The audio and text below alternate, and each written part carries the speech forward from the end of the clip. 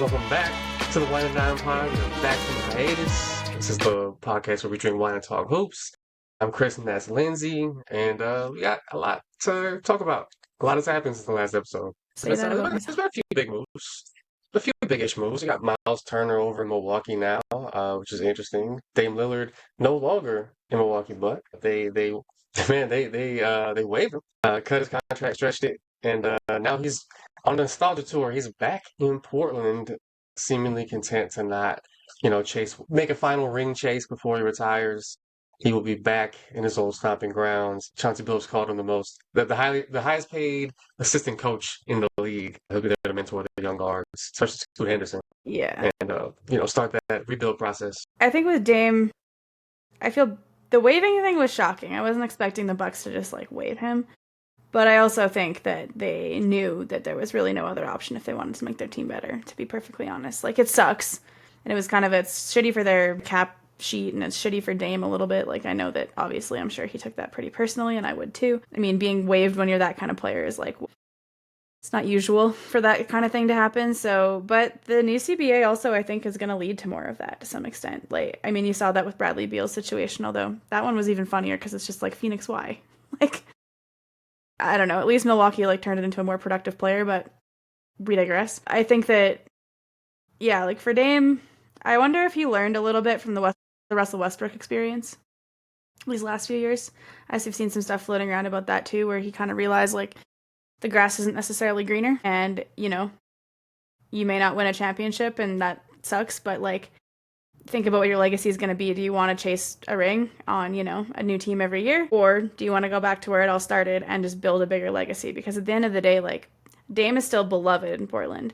Even when he tore his Achilles, Jason Quick wrote an article in The Athletic about how that Achilles tear really affected, like, Trailblazers fans. Because even though he left on such good terms, right? He didn't owe them anything, and fans didn't feel like he did.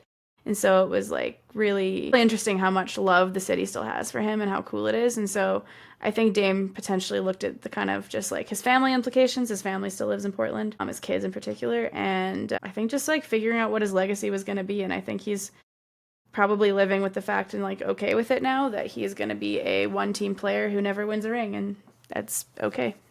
He's still great. He's still authored some of the most important memories in franchise history in Portland. And he's still a great player. No one's ever going to deny how amazing he's been at his peak. So, and if he makes a great comeback from this Achilles tear, then like Portland's actually like an okay place. I don't know. Their roster is interesting. It's not going to do much like this year, and they still have a lot of room to grow. But like if he can come back as like a pretty good player, like there's something there, right? And the team keeps developing. So it's kind of a fun. It's just like a nice feel good story. Yeah. They have kind of the right players players around and all him. that. Yeah, and I feel Yeah, like there's it's moves not to be going to made be still. it's not going to be a championship team in any time before his career expires. But at the end of the day, like there's something to be said for going to a place where you're appreciated, a place where the fans are going to appreciate you, the franchise seems to care about you. It's a nice way to end your career as opposed to, man, like here I am, 15 in 5 seasons, and I'm trying to squeeze out this one last ring, and every time it doesn't work out, it's devastating. Like it's a tough way to go about. You don't want to necessarily have to make that much transition late in your career. Speaking of nostalgia tours, now we got Chris Paul back in the Clippers jersey, which I actually find a lot of fun. Still a pretty Yeah, useful player. He could have, Chris Paul's kind of been for a really long time, I guess up until last year, because unfortunately the Wembanyama injury happened. But he was basically, if you put him on your roster, you're going to the playoffs. It didn't matter what your team looked like the previous year. The Suns before they got him were not a playoff team. The Thunder before they got him were not a playoff team. The Clippers before they got him were not a playoff team. The Clippers before they got him had only made the playoffs 6 times in franchise history. Since they got Chris Paul, 14 straight years in the postseason, which I think is the longest streak in the NBA. It's kind of crazy to think yeah, about because the Clippers were a laughing stock for forever. and still were a little when he was there, but at least he made them like fun and interesting. They became a laughingstock because they wouldn't win. They weren't winning at the highest level, not because they weren't winning at all. And that's like the place where at least Mhm. you'd rather be there because at least the team is like competent and fun. I agree. I think that Chris Paul going back to LA is kind of similar to Dame. I think a little bit of realizing like I want to be where my family is, and I'm probably not going to win and that is what it is. And like the Clippers are honestly compared to Portland, like especially the Clippers are in a better position to win because they have Kawhi, they have James Harden, they have really good players. The problem is that they're also highly relying on all of those players staying healthy, and none of them ever do. And so that's kind of the challenge. They swapped out Norman Powell for Bradley Beal, and I think Beal can still be useful. I think he's going to be motivated in LA because I think he chose to go to LA, so it's the situation he wanted. And I think that there's going to be more, and he's obviously feeling disrespected the way he was talked about in Phoenix, which honestly was deserved because he played like shit in Phoenix. But at the same time, everyone has bad stops. Not everything works out for everyone. So I think that he'll be motivated to go out there and play hard and, show what he still has in the tank. And he doesn't need to be more than what he is at this point because they have enough talent around him as well. So he can kind of cook on the second unit because I feel like he's not going to start. But maybe. I don't know. The Clippers are interesting. Sorry? I think the coach said they plan on starting Bradley Beal. Yeah, which is, I don't know how they're going to defend people with that starting guard lineup. They might have to be adjusted later, but it's going to be interesting, man. They're like a 35-plus team, basically. Harden and Beal are going to be out there chasing these young boys around, man. It's going to be an adventure. They'll still find a way to be good. They'll probably still be a 4 or 5 seed, which seems like their birthright at this point. But I don't know how that's going to look playoffs or how healthy they're going to be able to be, but the talent's there. There's tons of good basketball players. Honestly, at the very least, they're going to fill it. Yeah, I was going to say, at the very least, they're going to be fun to watch, and Intuit Dome is going to be bumping. So, it could be worse, but I don't know. Free agency is interesting these days because it's not the same as it was 2019 free agency when KD and Kyrie and all those players are on the market. I've seen a lot of stuff, a lot of hand-wringing going around the NBA media circles about trades sort of taking over. The trade deadline is kind of taken over free agency. And some of that I think has to do with some of it I think is potentially a implication or a consequence of the new CBA as well, potentially. It's really interesting to see what players aren't signed. Russell Westbrook still isn't signed. Which is, I think, to be honest, maybe another reason why players like Chris Paul. Chris Paul is still more, because I can't even say that Westbrook is useless now, because he's not. He was very helpful to Denver, but the problem is that there's just so much variance in his game, and there always has been, but the ceiling isn't as high as it used to be to make up for that kind of the weird stuff that happens when Russell Westbrook's on the court. And so, whereas with Chris Paul, you're at least getting a steady level no matter what. He may not be able to play a ton of minutes, but the minutes you're going to get out of him are going to be a certain way. But I also think, in the case of, say, Dame, just looking at what's happened with Russ, I just feel like that was probably a big part of wanting to go back. And I'm curious to see if the team picks up Russ, because at this point, he can't go out like this. He can't go out sad like this, but I don't know who's taking him either. Yeah, and it didn't sound like from the tenor of his comments at the end of the season that Denver was going to be a reunion that was going to happen, which is a shame because I liked the little Denver revival. I liked the Jokic-Russell Westbrook relationship. It seemed like they had a pretty good partnership going. They did, There's a lot of but trust and respect there. I think once Malone left, his biggest cheerleader was gone. Yeah. Yeah. And also money as well, because I don't know that Russell Westbrook's going to play on a minimum. Because he didn't play on the minimum last year. He had the mid-level.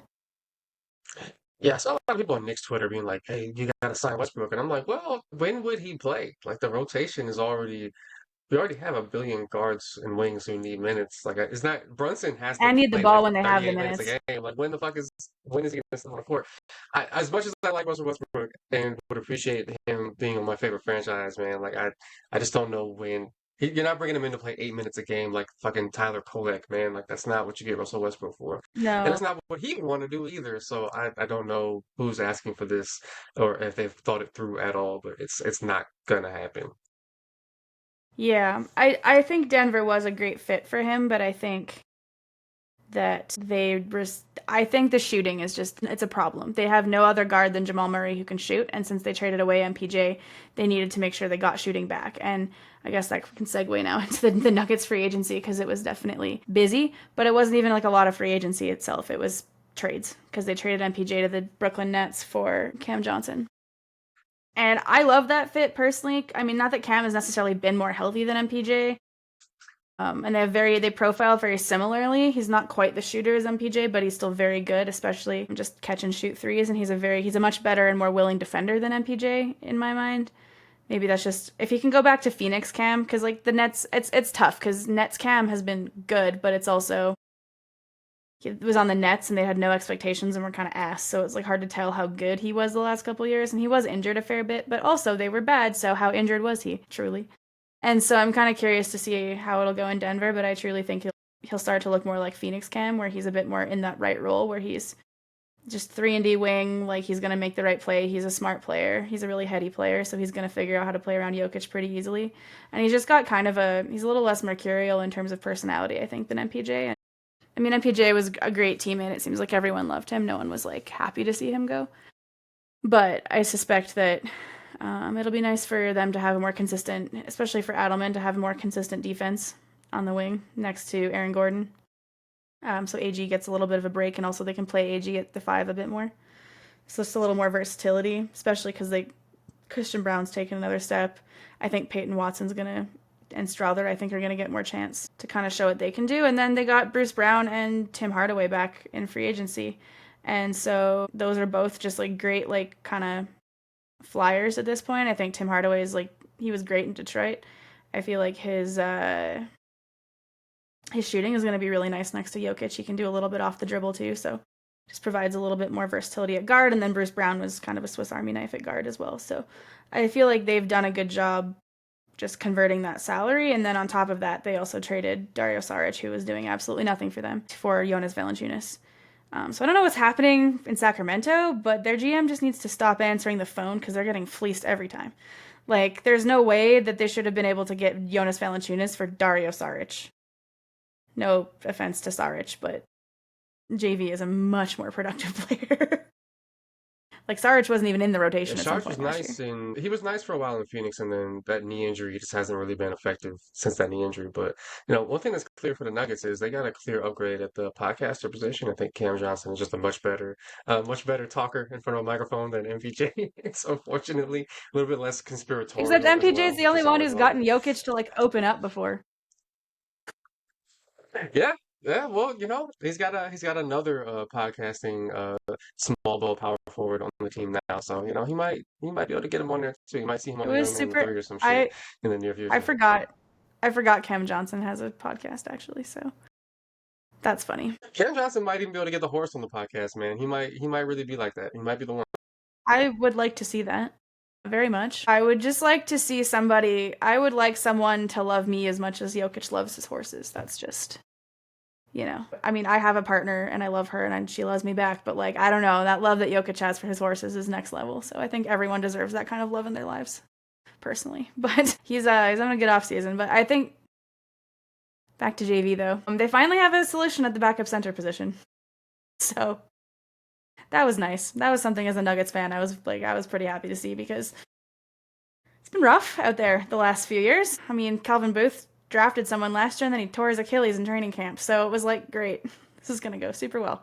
And also having to rely on a rookie center as like your backup is probably not great either. So this will be nice because JV also plays a relatively similar style to Jokic. He's obviously not nearly as good of a playmaker, but he's gotten better from the wings.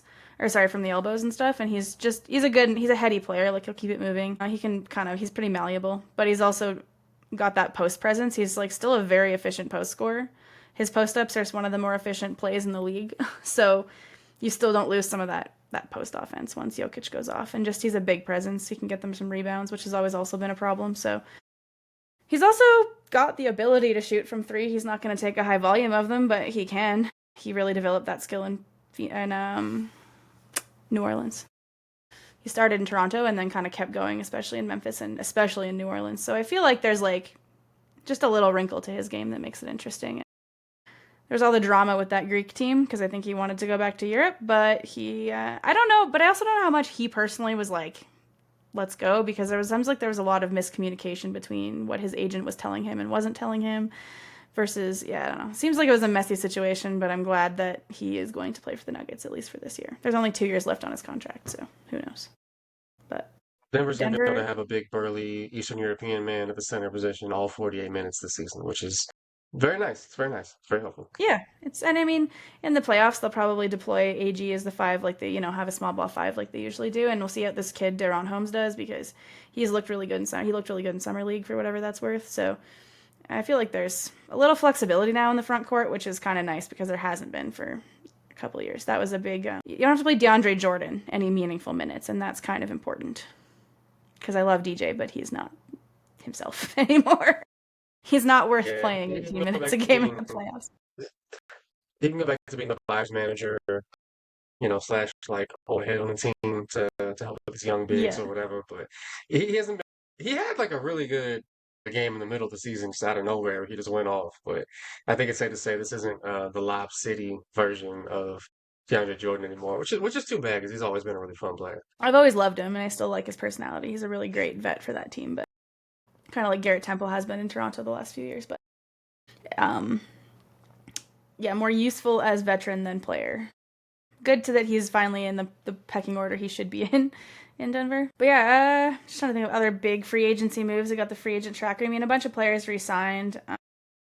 Kyrie Irving re-signed in Dallas, which kind of surprised me, to be perfectly honest. I'm not sure why, but it did. But yeah, the Wolves in the West, they lost Nickeil Alexander-Walker to Atlanta. Atlanta did some stuff in free agency. I guess we could talk about them real quick because they traded for KP. And they got themselves a unicorn, and then they got Nickeil Alexander-Walker to kind of bolster the wing. I forgot about the Porzingis trade. I forgot Atlanta has him now. That Boston kind I of know. shedding some salaries after their big. I mean, shit. If that was the third apron, they were probably close to that. You know what I mean? Like that was an expensive ass team with a lot of all Yeah. stars on it. So they've shed a couple of guys already.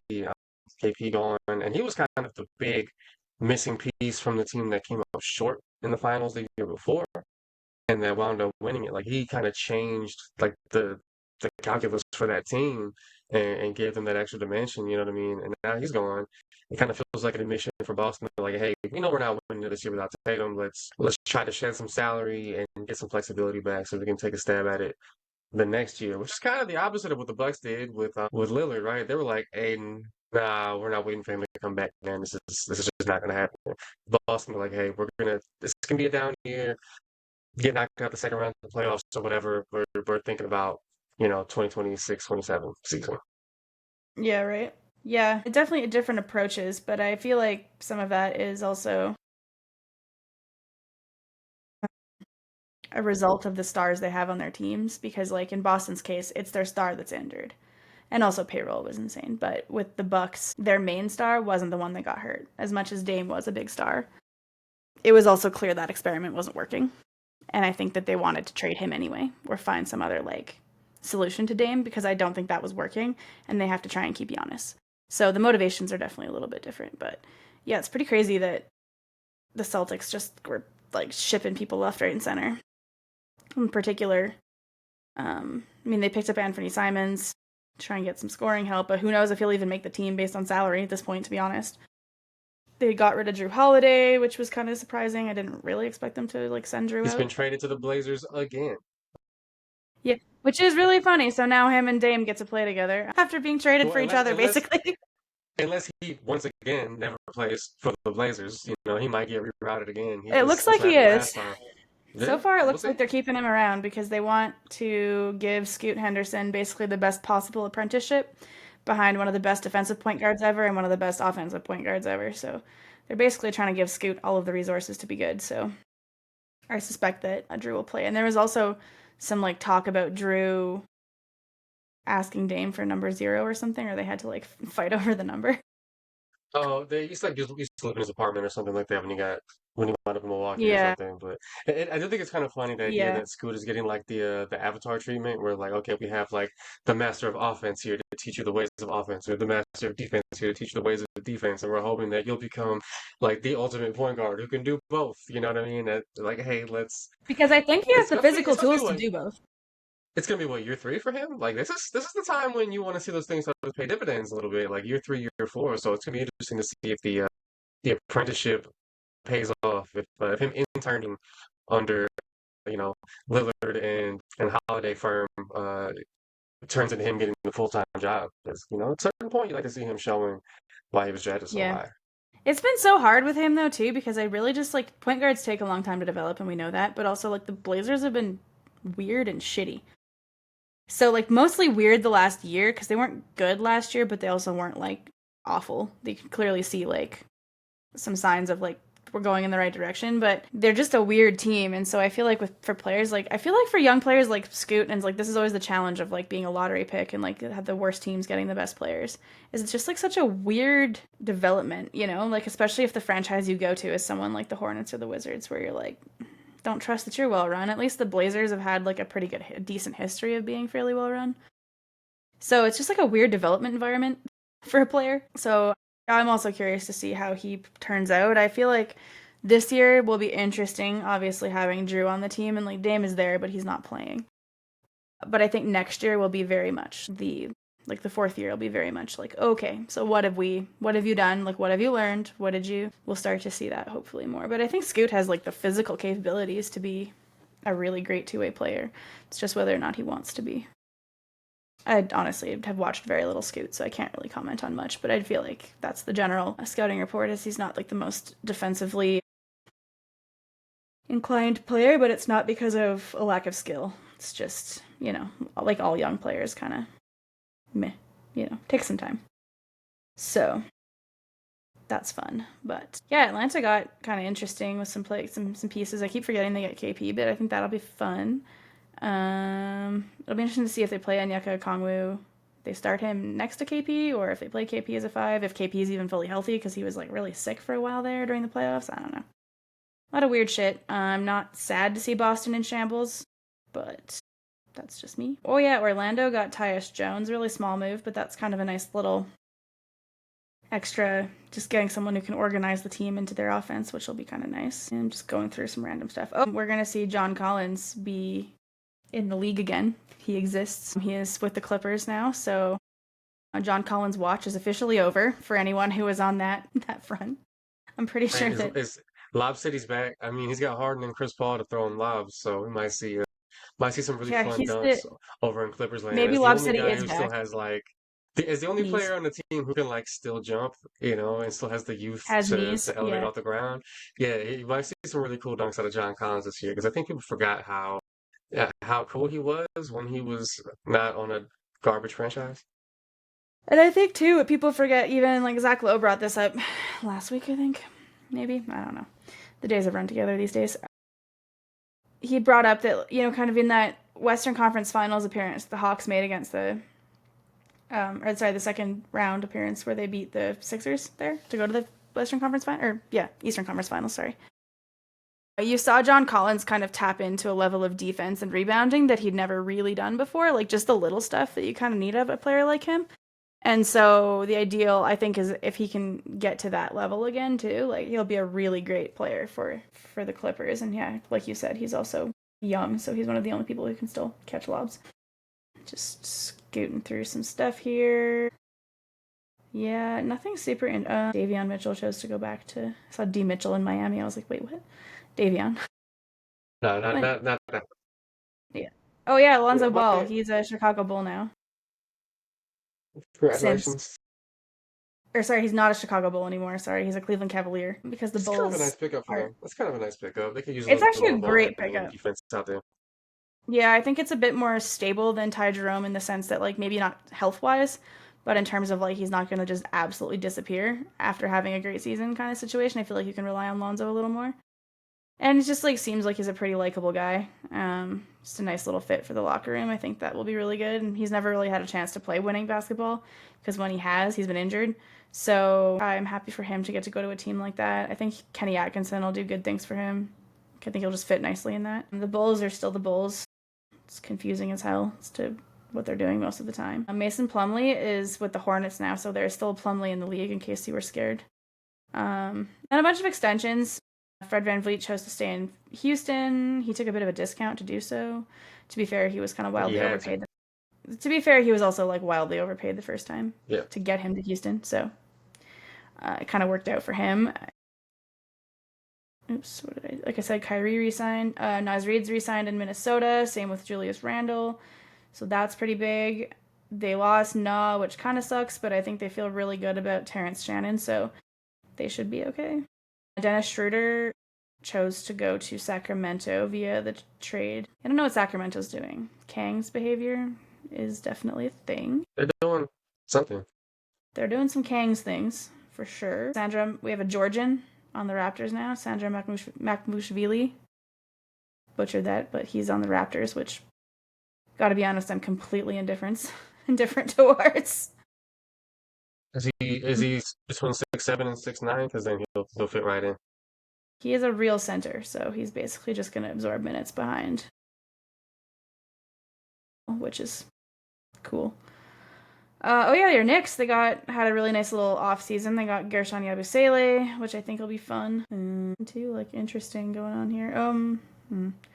I feel the RFA situation is a little sketchy right now, like with Cam Thomas, Cam Thomas, and Quentin Grimes, and like Kuminga, a couple players, like really important players, are kind of. I feel like and this was Zach Lowe talked about this too, but I've heard it a few times. Is like the new CBA seems to be killing restricted free agency a little bit, or it's forcing teams to negotiate a little harder. Players obviously aren't loving that, so that's been fascinating. The fact that Golden State hasn't done anything essentially is really fascinating and kind of scary.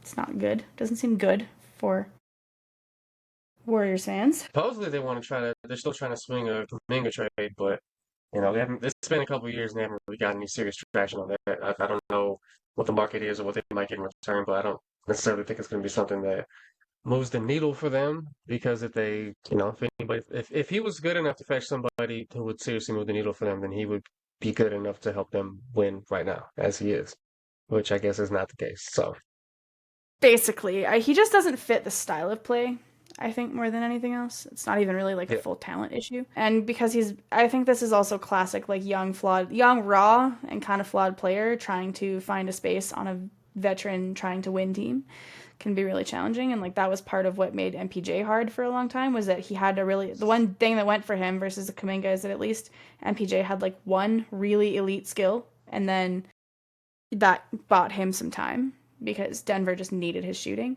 Whereas Kuminga has he provides this like different vibe to the offense that they need, but at the same time he's not like doing anything well enough, like one skill well enough to kind of keep him on the floor, because he's not consistently the defender you need him to be. He's not consistently the like getting to the free throw line guy that he needs to be or whatever, So there's just like something about, and I don't know if it's just because he hasn't like gelled well with Steve Kerr. I mean, they obviously have fought publicly at times. So I don't know. Definitely, it's a weird situation in Golden State. I think Quentin Grimes deserves another look from Philly. They could really he popped off, and in ways that looked pretty sustainable. They kind of stole him from Dallas, so in a salary dump. So I feel like they should probably take a flyer on him.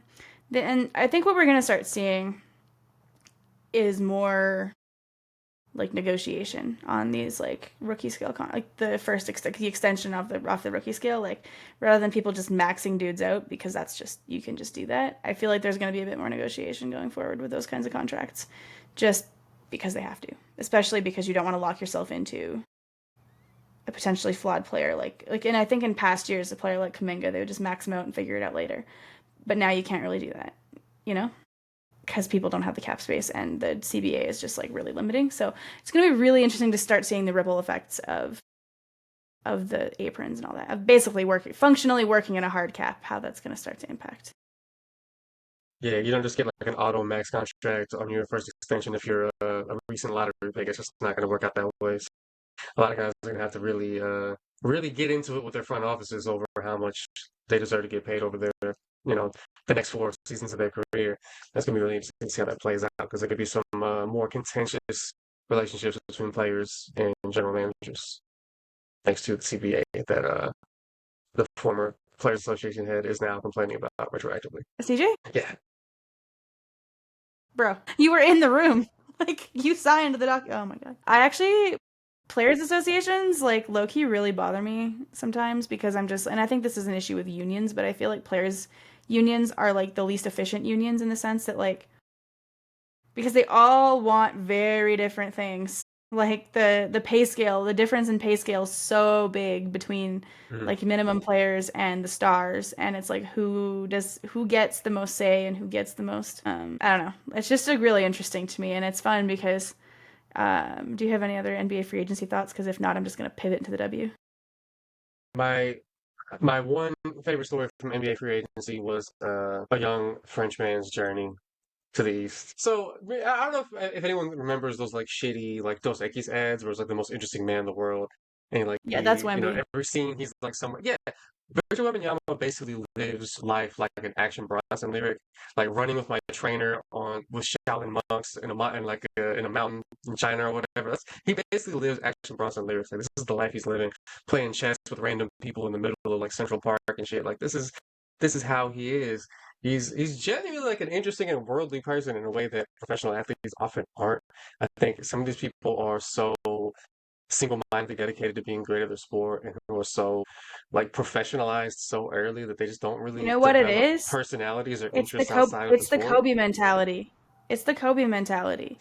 No, but like honestly, I'm not even joking. Like the Mamba mentality thing is just like because and especially I think you see it mostly from like American players in particular, but like North American players because it's like because I'll open that up to Canadian players because like Jamal and Shea are pretty like notorious for like their single-minded like basketball, but you see that, right? Like Wemby is like super fascinating, or like how Jokic always look kind of looks indifferent, but then you see him with his horses and he's just like living his best life. And where those jokes come from, but it's like because I feel like they didn't grow up in the shadow of the Mamba mentality of like this is how you become the best player, you know? Well, there's like And an irony to it too, because like Kobe was actually a more interesting person than I think he let on. He was absolutely, multilingual. He was multilingual and had interests outside of yeah. basketball that he didn't really always express. He had like an album that he made. He seemed like a relatively well-read and like erudite person. But I think people only took the like grunting on the court, where I didn't make sure everyone knows I'm in the gym 16 hours a day thing from him. But like he was actually a more interesting person than I think people realize. But This I dude can think just have a nice conversation in fluent Italian with somebody and shit, but nobody seemed to take that part of the Kobe experience from him for I some also think reason. that's So because Kobe didn't want people to take that part of his experience either, though.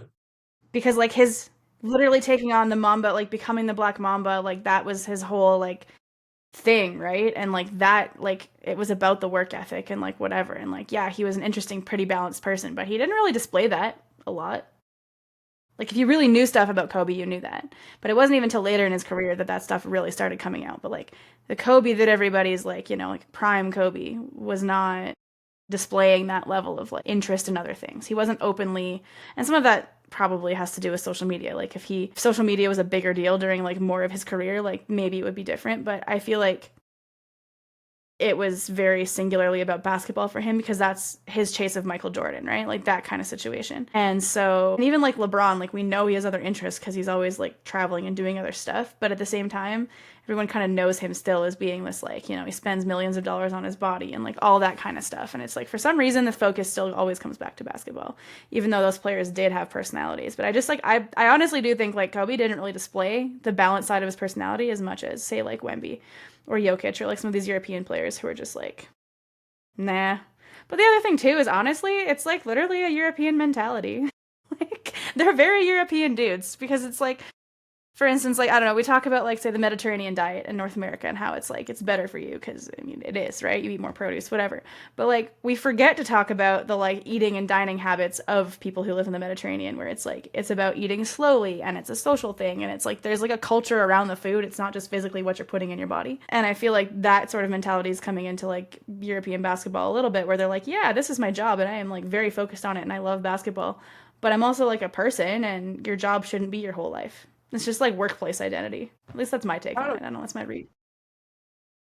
seem like And he's really interesting. I don't know if it's part of like the way his like parents protected him from like the pressures of like having to be this one sort of way, but he doesn't seem like he's particularly interested in just being like a brand. You know what I mean? Like he's more interested in just like expressing himself. Because like I remember Summer League came around. He's out here like openly describing Vegas as like a dystopia where like people go to lose their money and make foolish decisions and shit, and like uh he's out there. Recently, the NBA was like celebrating Karl Malone for the 18th millionth time, and he retweeted a post saying that Karl Malone should be in jail. And I'm just like, he's clearly not somebody who's interested in.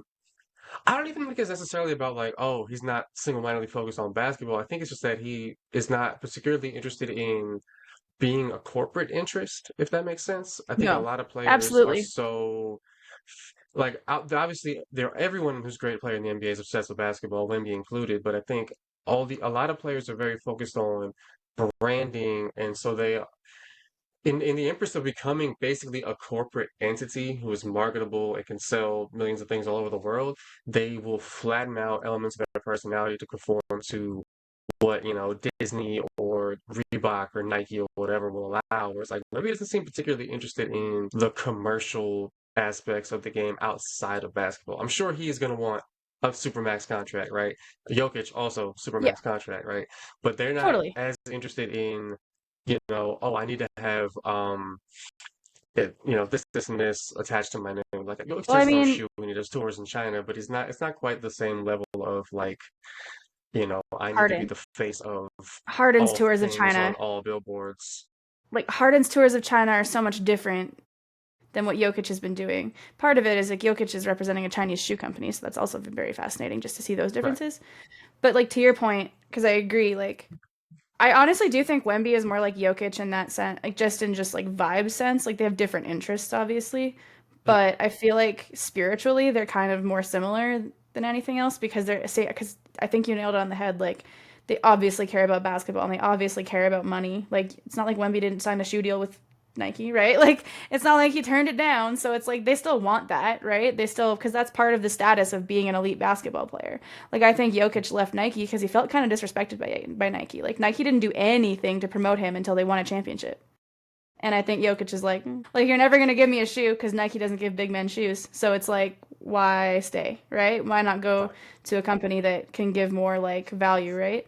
And I think that and from when like reading Jokic's book, and I think Wemby's probably very similar, they're going to be very careful in what endorsement deals they sign because it has to be something that they genuinely like feel like they're a part of. They're not just sort of a corporate shill for that company. Like they have to feel included in a way that I don't think that you'll see from that maybe some like other athletes are more willing to kind of give up or like you said flatten out parts of their personality. But I think again some of that's also like cultural. Like in North America we're so used to corporate like needs and corporate like corporations dictate a lot of our lives in some ways, Mm. and so it makes sense. It's easy to kind of conform to that. We all kind of do. And it makes sense because that's the traditional story, right? That's just traditionally how it's done. But I don't know. And I think some of it's like cultural. I think some of it's them personally as people, for sure. And like Wemby being so like interestingly political too. Like NBA players are obviously pretty political as far as athletes go, but a lot of them would never step out. But a lot of them will never step outside of certain lines that I think Wemby definitely would. I mean, the fact he's like definitely posted a lot of like communist memes, which is hilarious. And then on Yeah, top of like, it was really a lot of memes posted about him that were communist memes. I think because he was like next to Mao and shit like that. But he said some like pro-labor stuff yeah, as well. So Comrade but he Wemby has. But is I very was gonna much say, a fun I meme do in genuinely, NBA Twitter. I do genuinely think though he's like a French socialist, which is like a proud tradition. So like, you know what Yeah. I mean? Like, right? So, and I mean, Jokic is like completely unpolitical, which is very also interesting. But I don't blame him either because like politics gets you killed in his country. So like, fair. Civil wars keep getting fought. So like, fair enough. But it's just like really interesting how and I think you sort of see this with the W a bit more versus the NBA is I feel like because W players get fewer endorsement opportunities, sometimes they're just more choosy as to which ones they want to go to because they're like, well, and also their identities are just more interesting. Like I think the other thing to go back to your corporate point is like I think it is just like I feel like athletes are just kind of like and especially growing up in like say American basketball culture, but it's the same in like hockey culture with like young hockey players. Like you're taught from a very young age like how to talk to you're basically media trained. You're trained from such a young age about how to like talk to people about like your teammates about blah blah blah blah. Like you basically just are taught to not really have the personality you have, and if you have elements of your personality that like maybe can be brandable, then we'll focus on that. But everything else, keep it to yourself because it could hurt us. It could hurt you, like you know. And Yeah, I don't know I feel like it's not even necessarily so much about like continent of origin because like if you look at a lot of European soccer players, they're just as fucking boring as like a lot for of our sure. NBA players and NFL players. I think it's like maybe basketball culture doesn't have the same basketball doesn't have the same amount of money around it in Europe that soccer does. If we're being completely honest, like there are Yeah, probably hundreds and hundreds of soccer players who make more money than the highest paid basketball player in Europe. You know what I mean, absolutely. on a Yeah, per year basis, and we get way more branding deals. So I think maybe there isn't that same pressure to like sort of turn yourself into a commodity to be bought and sold in the market in the way that there is in not only in like North American basketball, but even in European soccer, right? Like if they played a different sport and were the best player in that, we would That'd be see so a different. far Yeah, more boring version of them, I think. probably. Or they would just never have been quite as successful either. I don't know. I would agree though for sure. Like I just mean like I guess most popular sport in country tends to lead to that kind of culture. Like I would say Yeah, basketball culture in the United States because there is way more money, and the NBA is right. the only league, right? Like American kids don't grow up dreaming of playing in EuroLeague. They just don't. No, they don't. It may become a Great place to reality for play, most but of them. nobody dreams about it. Yeah, exactly. Like they realize it's potentially a reality if you want to play pro basketball eventually, but it's also not like your dream. Just like Canadian hockey players don't grow up dreaming of playing in Europe, they dream of playing in the NHL. And again, most go to play in Europe, but that's not the dream originally, right? And I would agree with soccer for sure. Like there's tons of just like super boring soccer players or like same kind of vibe. So yeah, I think that that's probably a big part of it. And I think also just like they're both just interesting cats too as people. There's obviously a Yeah, personal element maybe to it. reads hella books for every game. Apparently, he probably has a lot of interesting thoughts that he's been exposed to. That like I mean, he's French. some. I mean, Deep history of philosophy in that country. Just saying. Just throwing it out there's a there. lot of them. There's a lot of them. I remember Descartes from high school. He's not even the first French philosopher that came to mind for me. That's the funny part. I'm thinking that Wemby is an existentialist. He just looks like he should hang out with Albert Camus. Just saying. I'm I feel like excited for him. the idea of I, so I saw the pictures of him like shaved his head, trained in did some little bit of kung fu training out there with the monks, and I was like, man, what if reminding me of Kareem Abdul-Jabbar doing his movie with Bruce Lee, having their fight scene, but also just like Kareem Abdul-Jabbar being a really interesting thinker, and like Yes.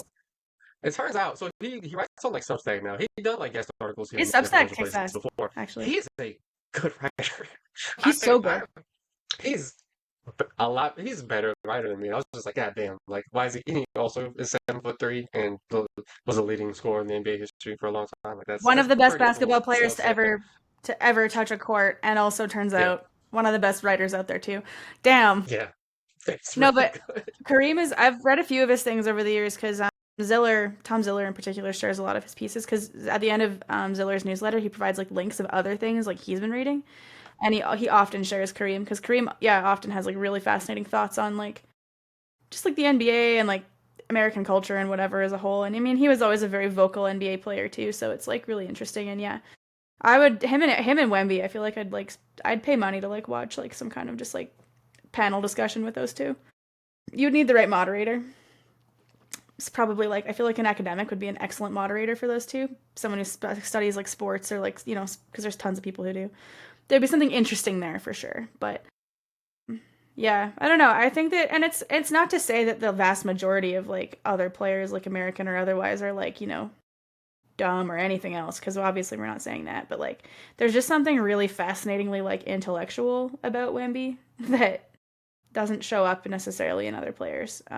I think because he's just more open about it. It seems kind of fake with certain other players too. I mean, like There's a curiosity the about things LeBron that being on the that first make it page of cool. every book situation, right? Like, not to say Hey, that he doesn't read. during to read the book is one page at a time. Shout Yeah, out to right. him. The first Like, step is the hardest step. They say. That's what they say. yeah, exactly. Opening the book is the hardest part. But and again, not to say he doesn't read because I know he does, but it's also just like it's become a meme. Like it just doesn't feel as like genuine. Where you're like with Wemby, you're like, oh yeah, that actually tracks. Like honestly, if I see him reading like Jean-Paul Sartre before a game, I'll be like, yeah, sick. Who doesn't want to think about the impending inevitability of death while you play basketball? Sure. Like hell yeah. Throws down a dunk. Like I don't know. Like his wingspan is like an abyss, so it's like it works. See that? But yeah, no, fascinating player, man. I would pay a solid $5 to watch a roundtable between like Popovich, like Wemby, and like Kareem Abdul-Jabbar. I would a solid like hour conversation. I would pay like That'd be five sick. bucks to attend that. Yeah. Yeah, for sure. I would buy tickets to that talk. Yeah. Yeah. Yeah, for sure. I have really nothing else on free agency. I feel like it's not as exciting as it used to be, but whatever. I have seen some weird just last NBA thought really quick. I just kind of came to me, but like I saw like some speculation that, and this has been happening, like Joel Embiid's career might be over sooner than anyone thinks. And like, I don't know, I'm genuinely curious what your thoughts are on that situation, because I've seen a few different people sort of talking about it, and I don't know how credible anyone is. And I mean, Embiid is, actually there was a really fascinating ESPN piece a couple weeks ago on Embiid, and this dude spent a lot of time like with Embiid, and I can't remember the author's name now, but yeah, it was a really cool feature on Embiid, because Embiid doesn't do a lot of stuff like that. He has like big trust issues, and it was really, really interesting to read. So I'm kind of curious to see what happens with him, and like, but yeah, I've seen a few different reports about his health, and I'm just generally skeptical of the Sixers, because I think that until him and Paul George had another surgery, so I just feel like a lot of creaky joints are holding that team together, and I don't think the Sixers can do anything until they have clarity on that. But I'm really curious about Embiid's career. Like, where do you think he goes from here? Like, how long do you think he plays for? It's all obviously speculative, but I do wonder if he's a play until the wheels fall off guy, or if he's somebody who would, like read the tea leaves and take like a year or two before the absolute end of when he can play. Because I remember it's like Dirk Nowitzki at the end of his career was pretty beat up, right? Like I think he went to like 40, right? Like he played pretty old. And I remember, he got like a couple years left. There was like second to last year, he was still pretty good. His last year, he was kind of like a football player, like 9 points a game or whatever.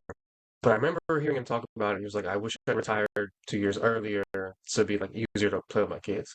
And I just remember thinking like, for those 7 footers, when you get like 250, 280, 300 pounds on that frame, those feet, those knees, that shit is not ever gonna get better. That cartilage is not gonna grow back. Them joints are not gonna get significantly stronger. It's only gonna get worse from there. So you wonder, somebody he's fucking huge. He's a big dude. You know what I mean? Like he's a legit 7 foot, 7'1", anywhere between like 250 and 300, depending on how buff he feels like being or what kind of shape he's in. That's a lot to put on that body, and he's had a lot of injuries. He missed like 2 seasons before he even really started his NBA career to well, injuries. and that injury is really important. It was talked about in this article pretty heavily, because he had a lot of like distrust with the Sixers doctors over that injury, because he kept being like, "This isn't healing right. Like something's not right." And they're like, "No, you're fine." And then end up setting him back like a whole year, a whole other year. And I do actually genuinely think that he is one of those players that he might, like, I don't know, because I think a part of him wants to play till the wheels fall off, because that's, I think he also feels that pressure that like Sixers, not just Sixers fans, but like, how long it took, before him to win an MVP. Everyone's like, he should be MVP like 5 times already or whatever. And even just like playoff success has still never really come to him. And I feel like as long as like his teams never advance past like the second round, there's gonna be pressure on him to, be Joel Embiid, right?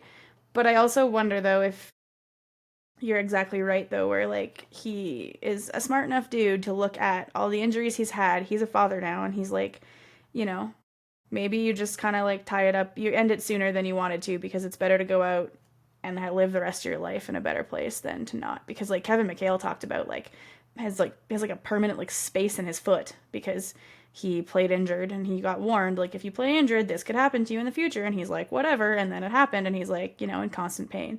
Like, I have no doubt that Shaq is in way more pain than he ever actually will admit. I mean, he was a Yeah, relatively healthy dude. Bill Yeah. Walton, when got interviewed Oh, about yeah. like his back pain, like he like that there was almost no more Bill Walton. Like that was devastating pain for a really, really, really long time. Like that shit is not to be played with when you're that big.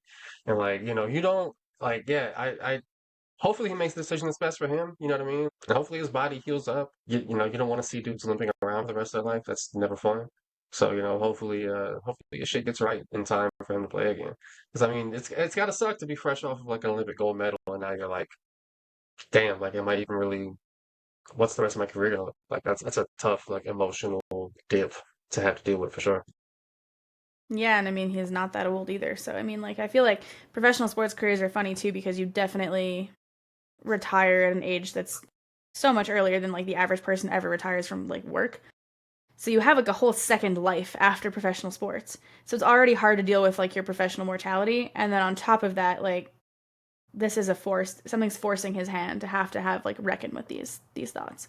Like most, like Jokic isn't thinking about that. Like he's thinking about retirement because he just wants to, like, he just cares about, like, there's a separate life for him outside of basketball, just like Joel. But I feel like with Joel, he's probably thinking about it more in relation to injury than anything else, just because that's been such a big part of his story. And it sucks. I don't know. It's just like a bummer. I've never been like a huge Embiid fan, like, to be perfectly honest, but I still feel really bad for a player like that. Like, it's just like, and it's shitty to see someone so talented just be kind of like wrecked by injuries. So, but couldn't be Alyssa Thomas. She's got in. She's boneless. She's out there being MVP with boneless wings. Somebody said she got boneless wings. That's crazy. Oh, I died. That's crazy. I died. She's a monster, dude. Like, she had like fucking. The stat line yesterday was ridiculous, and fucking. She's having a ridiculous season. Like, it's been incredible. I think last game. Sorry, I'm trying to pull this up because the numbers were so silly. So she put up 27, 11, and 8 with 3 steals. And the only other player to ever do that in a WNBA game is also Alyssa Thomas. It happened one time before in league history, and it was also her. Like, she's pretty Turns out good. she's real fucking good. Yeah. She's top 10 I all time mean, in assists now, top fucking 20 in rebounds and steals. Like, she's a good ball player, man. She's pretty good. I gotta admit, I've enjoyed watching her play in Connecticut more than, or sorry, in Phoenix than I ever did in Connecticut. Not sure if that's like a Connecticut Sun problem, an Alyssa Thomas problem, a combination of the two, or just, I don't know. But I don't know. I've never been like a huge Alyssa. I think I've been annoyed by her lack of getting her shoulders fixed. In particular because she had the opportunity, because she tore her Achilles. Like, you were already off, man. Could have just gotten that dealt with. But anyway. Watch your whole body shut down at the same time, man. Come on. Fuck it, why not? I Gotta don't be able to know. do You gotta something. recover for a year. Can't walk and I can't just I feel like run. her Like, shoulder. I feel like her shoulder injuries are not as severe, so it could have been something that would have been like an easier repair. you wanted her in a full body cast, like a Looney Tunes character. Kinda. Yeah. Just heal it all at once. You got a year off to rehab. Just take care of all of it. That's how most of us have to do things. We only get so much time off. You got to be efficient with it. Only takes so much She's hoping, PTO. man. But she's hoping. And I mean, it's actually super crazy how, like, to actually just reminded myself, though, that she tore her fucking Achilles. Like, she's also post-Achilles tearing it up and doing shit. And it's pretty fun. She leads league in assists as a nominal power forward, man. Like, yeah. she's cooking. And my favorite was just her at All-Star just going home early, just being Alyssa Thomas. It's like her excited, her fun pose versus her normal pose in the team photo, exactly the same. Exactly the same. Everyone else doing a silly photo, she's just like, corporate wants you to find the differences between the photo. It's the same photo. nah, yeah. She's not there to be silly, man. She just want to hoop. So good. Like, she got bedtime, man. It's been so fun watching her play this year. She got Steph kids to look after, like. Exactly.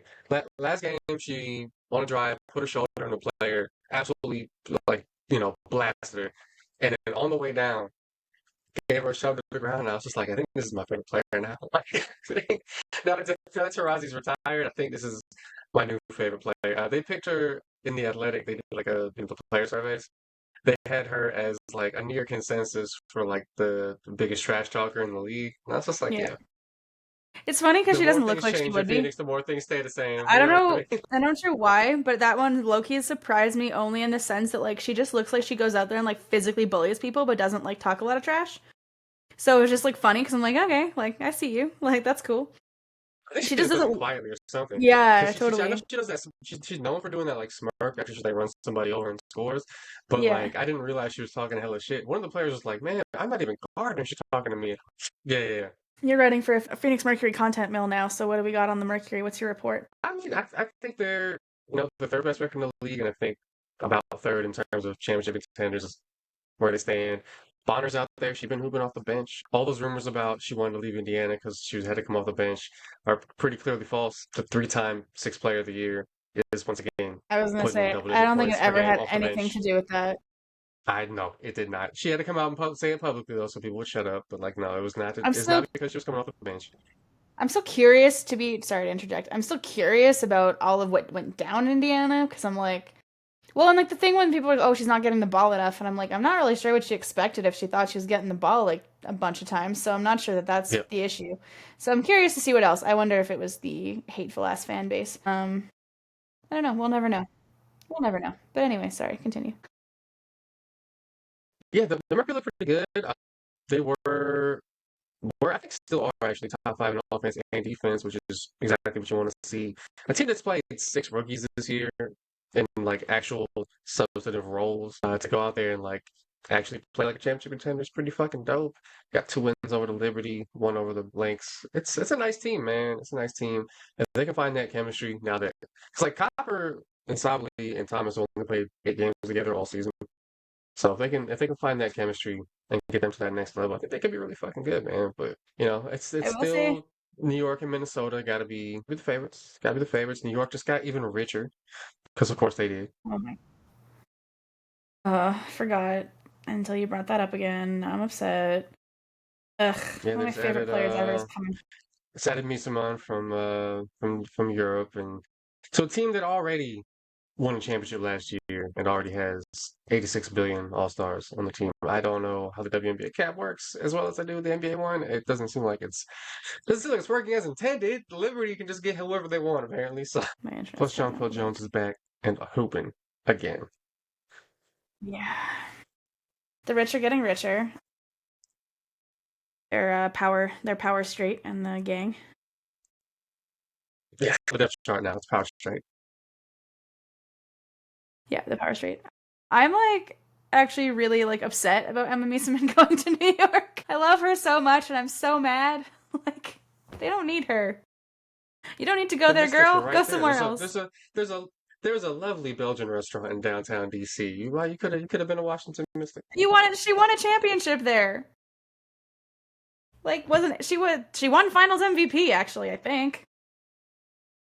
Might have, I'm pretty like but yeah, I'm actually like 90% sure. Yeah, she it's won kind of Finals funny looking MVP. at the contenders in terms of just like statistical profiles and stuff. Because as of I think the numbers have shifted, but as of like a week and a half ago, the number one offense and number one defense belong to the Lynx. The number two offense and the number two defense both belong to the New York Liberty. Like it felt like there was a clear separation between them and everybody else. But Yeah. I think the two teams that could kind of fuck it up a little bit. I don't think Seattle's in that conversation, but I think Phoenix and Atlanta could both throw a wrench in one of those two teams' plans potentially. I wouldn't say Yeah. hey they're gonna knock them out, but like I think potentially because Atlanta secretly nobody's really talked about them that much. They have a top five offense and a top five defense, and they just beat the Mercury and the Lynx both on the road back to back, and BG I was would hooping just in like to both of say those that games. a fun story. Yeah, she's been really good.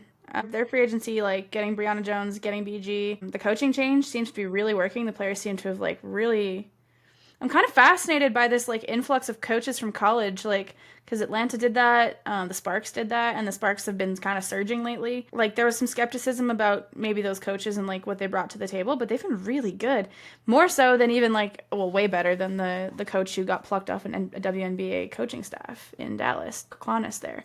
He was actually a WNBA like an assistant before he became a head coach. And meanwhile, these college coaches are just like tearing it up, and it's been kind of fun to see because like it seems like players really responded to the new system in Atlanta. Like they're playing really hard for I don't know his name, I cannot remember. Sorry, should know that, but they're playing really hard for him. The Sparks vibes seem to be pretty good, so same thing. It's been really interesting to see that. But sorry, I want to go back to Emma really quick. I was just looking at her like quick little career highlights. Her basketball resume is kind of crazy. I don't think people realize like just how good she is. So she is she's been on like the All Star Five at the Olympics twice. She's a two-time FIBA Eurobasket champion, MVP, and All Star team member, so 2023 and 2025. FIBA Under 18 championship and MVP of that tournament. WNBA champion in 2019. Finals MVP in that year. She's only a two-time WNBA All-Star, but whatever, All-Star is like the least interesting accomplishment on this resume. She's a six-time EuroLeague champion, five-time FIBA Europe Super Cup winner, three-time EuroLeague MVP, EuroLeague Final Four MVP, five-time All EuroLeague first team, two-time Triple Crown winner, Belgian League Championship champion, and Belgian League Championship MVP, three-time Turkish Super League Championship, which is still a very good league within EuroLeague. Two-time Turkish Super League Finals MVP, Turkish Cup winner, Turkish Cup Final MVP, Turkish Presidential Cup champion. I don't know what most of these cups are, but still. Six-time Yeah, Russian National League champion. Yeah. how many fucking Two-time seasons Russian has Cup she winner. played? This She's been playing professionally since 2009. I was gonna say, I think it sounds like a championship basically every year of her professional career. I He is didn't the add up same the age as numbers as me, I was man. running. I feel incredibly Step it up. under not accomplished at You anything. need at least 23 employees of the month in the next 2 years to catch up on her. Yeah, holy shit. Like, goddamn. She's literally 2 months younger than me. Fuck. This is me. This is rude. Like, almost exactly 2 months younger than me. That's crazy. We actually basically. Yeah, But so yeah, the team that she's won the championship just added that to their roster without having to give up anything in return. There was no trade. They just added addition. that. That's pretty cool if you're a New York Liberty fan, but pretty not cool if you're a fan of Pretty fucking sucks the for other everybody else, man. teams. Yeah. Yeah, It's but yeah, back to sorry, I needed to actually digress there because I hadn't actually like I was just looking at it and I was like, I don't think anyone appreciates like how much she's fucking won. Like that's actually crazy. speaking of Belgian women's professional basketball players, Kansas State signed a professional from Belgium who played on the Belgian Olympic team and on the Eurobasket team. Apparently, college basketball teams can just sign like pros with like Whoever. actual see not just players with like U20 experience for major pro clubs, but like players who fucking played in like EuroLeague and got actual minutes for Senior genuine teams. professional teams. Yeah, the You can senior just go women's play teams. college Yeah. ball now, which is crazy. It's And absolutely crazy. it's not even like it's players like for instance, like Team Canada always has like a handful of college players on the senior women's team. So like Silas Swords was on this year and Avery Howell I think was there like this year, whereas like, previous years, Aaliyah Edwards, like those players when they were in college were all on the senior team. It's not like that. Like these are players that have played like real minutes. Against 30-year-olds, Full like on professionals. on TV. Like, This one got drafted. She get drafted in the W? You said she'd already been drafted? yeah, she got drafted last year. And she was like, you know what? I could go to Washington. I could play for the Mystics, or I could earn more money in college. If only there was a way for the league to prevent shit like this. But I mean, for now, I will happily take advantage of the fact that we have an actual pro joining our Sweet 16 team. So that's pretty dope I right will say now. this, just to go back to the whole like, if only the league could prevent this kind of thing. But the pivot I was gonna make earlier was about the CBA because what's been super fascinating is like how I would say like as far as player union goes, the WNBA PA has been like guns blazing and like they are like full on. Like they've had the most I guess I saw a report they've had the most participation ever in Yeah, league 40 history. players, 40 Like players. yeah, 40 players showed up to that meeting, which is huge. I mean, obviously there's more than that in the league, but I mean that's really big, especially during All Star. The pay us what you owe us shirts were like that was a shot heard around the world, especially like, and then having players like young players like Angel Reese being very vocal as well about like not, and even Caitlin, like they talked about the Commissioner Cup winnings and how it wasn't actually technically it wasn't as much money as they were even supposed to win. If you read the CBA, it's up to 750 grand and they only get paid 500,000. So the league is still actually shorting them. And so it's like Right. just really interesting. Yeah, and like I love actually seeing, and like Caitlyn hasn't been the most vocal, but pretty like upfront too. But I've appreciated the young players, like these young stars who are like they're not the ones who are driving interest in the league. I refuse to buy into that narrative, but they're definitely helping. But it's been fun to see this younger generation of players just be like very vocal about labor issues and like well read on it and involved. And it's like that's the kind of shit you need. Like you need people like that who are like gonna drive interest in the union. And especially because they're on an uneven footing in the sense that they don't get paid that well, right? Like the rookie scale contract is basically barely more than I make in a year, which whatever, like I would still rather make what they make for less work, but still, that's not the point. um, it's the revenue sharing that's ultimately the problem, right? So, I mean, Caitlin They Clark know and how Angel much money Reese is out alone, there. They know how much money is out there, and yeah, they know that they're not getting very much of it. I think they're only getting 9% of like total league revenues or something like that, as opposed to like the NBA where I think it's 50. 51%. It's such a dramatic difference, and It's like there's a in lot pretty of much people who are being disingenuous in terms of like, well, they think they should be paid what the men's pay. Like the men's league makes so much more money, but like no, they want the same percentage of what their respective league yeah. makes that the men get It's from revenue share their versus league. it's not literal salaries, it's revenue share. Yeah. And like Yeah, most professional Asia sports Wilson didn't leagues. say I want 70 million a year for my salary. She said I want the same percentage of a bigger cap that they get from their. It's the same. It's just a lot of people don't fucking want to. They're being disingenuous in the first place and would never listen to the argument. But also, people don't. people can't fucking read or do math, man. Like it's Well, it's disheartening to even see. like you're seeing with like all the hand wringing about like NBA salaries because they're so high, but it's like if you look at it, it's just a percentage of the cap. And if you talk about it in terms of percentage of the cap, kind of makes sense. 25% or whatever is a max contract. Like there's escalators, blah blah blah. But like the cap is just higher now. So like yeah, Paolo Banchero's getting paid $250 million, but like good for him. Like, but you know, like I'm never. I don't know. Do I think athletes probably get paid way too much money? Sure, but I mean, as fans, we're part of that because we contribute to the revenue that they get paid on, which is watching it on TV, buying tickets, buying merch, all that shit is ultimately what gets them paid. So every time because this happens all the time, and I work with like in corporate circles, it drives me nuts. It's like people who make a lot of money are complaining about how much athletes make, and I'm like, did you buy season tickets last year? Yeah? Cool. You contributed to that. Do you own a jersey? Contributed to that. Do you watch every game on TV? Also contributed to that. So, like, you can't bitch if you're going to be part of the problem. Problem. I say with quotes because it's not really a problem. Like, it's whatever. Like, yeah, is it our society kind of fucked where, like, you know, athletes get paid more than, like, essential people, like nurses, doctors, whoever? Sure. Unfortunately, if we want to be sports fans and we participate, we're the ones who give them that money, and that's the way it goes. And, like, their careers are also, like, not the same as Short. ours. Like they're Yeah, short. my You're career is just using your starting, and I'm 33. NBA player at 33 is like, man, I need you're to. done. What do I do? What do I do? I'm only a third of my life is gone. What do I do? Yeah, yeah. And on top of that, like your body is your vessel to make money. And that has long lasting impacts past when you played, like we just talked about, right? So that's what the money's for, essentially, is what they're being Yeah, you're told. not going to So get better at your job at 42 in the way that you can at most regular jobs. Like yeah. it's one of the only things where the longer you do it, once you hit like 10 years, the longer you do it, the worse you're going to get at it. It's Yeah, most jobs yeah. are not Whereas like that. like me, I'm like just entering my work prime, right? Like, you know, I'm 32. No, Emma's 32 and has accomplished all this shit by now. Feeling pretty unaccomplished. But I'm also have a much longer working time span than she does, and I'm Yeah, just hitting my prime now. Whereas, like, yeah. you know, she played year round for a handful of years too by playing in Europe and the W, and most of these players have in like W's case, like it's even worse.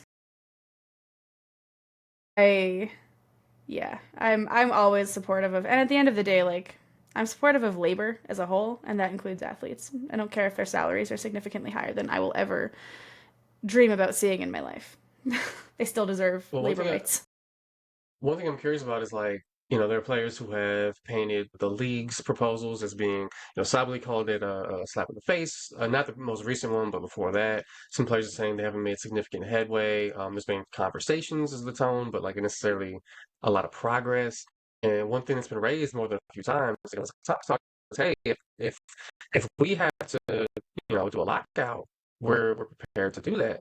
And one thing they were talking about was opposed to previous CBA negotiations where the players kind of got run over a little bit, the environment's a little bit different now. Salaries are a little better than they used to be. But the big thing is that with NIL, Endorsement a lot of these young and players come NIL into the league already having made some money. money. You know what I mean? They're not just getting their first financial foothold. They're coming in maybe a couple $100,000 already.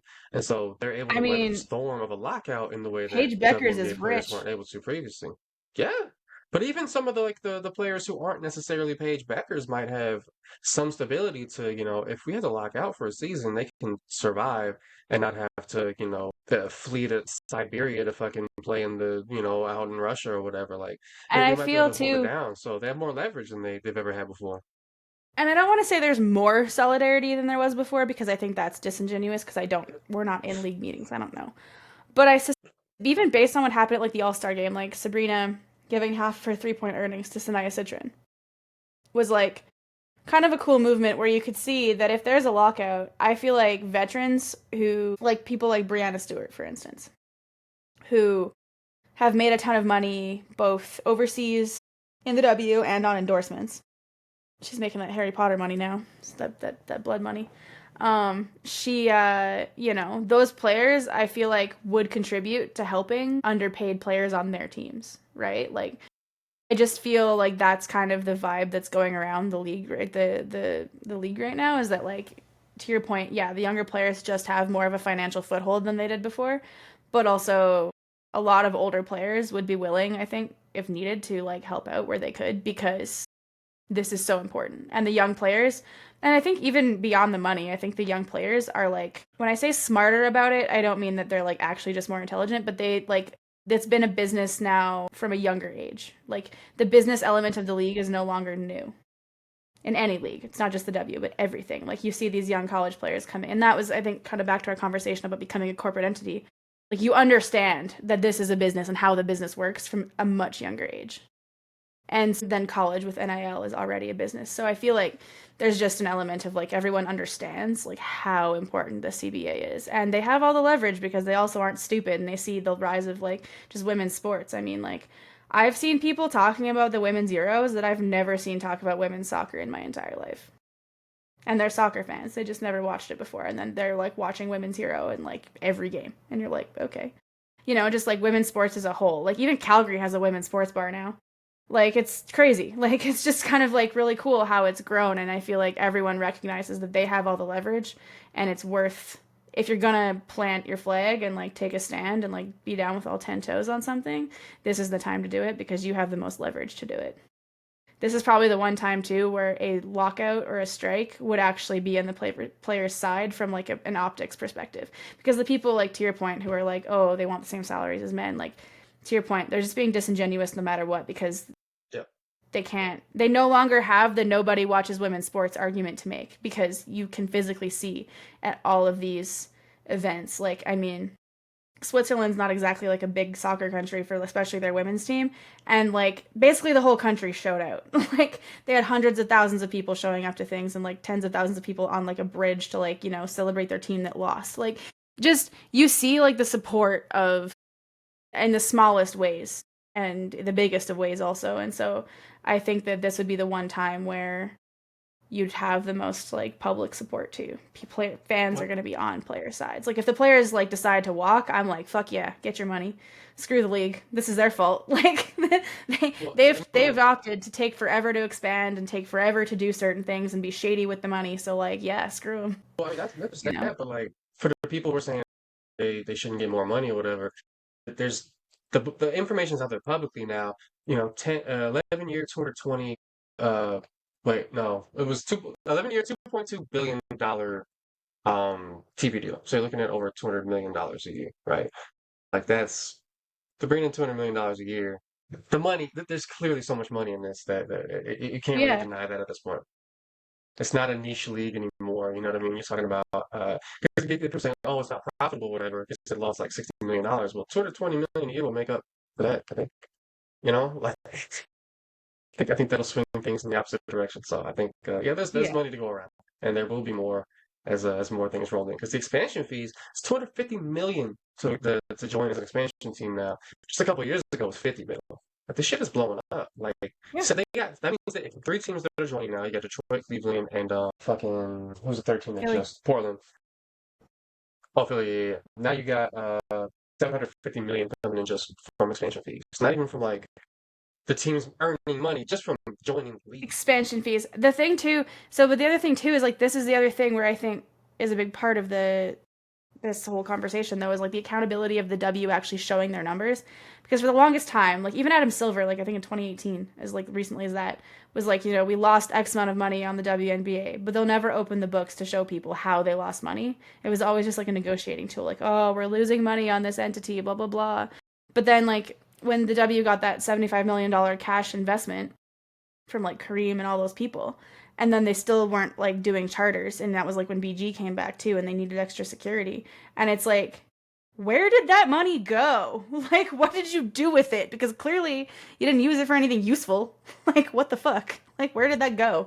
And so, and then they eventually were like, oh, actually, here's some charter planes and whatever, you know, like, you're just like, okay, so clearly there's money coming in and clearly like I don't know like clearly there's momentum and you're going to make a lot more money so where is it what's it doing what's this money doing and I think that's probably a pretty big part of what the negotiations are also about because I know that transparency has always been a big issue for the WNBA PA because they're like we don't feel like we're being negotiated with in good faith because we're not seeing everything And I remember that sort of discussion being a thing around 2020, the last CBA when it was signed. Also wild that it's already been 5 years since that CBA was signed, because that was a pretty groundbreaking one in terms of lots of things that they got out of it. But yeah, it was just kind of crazy how it's already been 5 years. But I feel like they did get walked on to some extent. Like they talked about a lot of the stuff they had to give up in that CBA to get certain things. So to get higher salaries and more like maternity stuff, they had to give up charters and other stuff. And I think this year they're like, we're not doing this again. Yeah. Like No.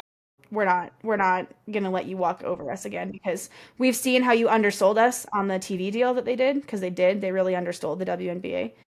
They signed a TV deal that honestly they could have made way more money elsewhere. And the lack of financial transparency, plus the fact that like the league has had this big surge from players like Caitlin and Angel and had no idea how to deal with it.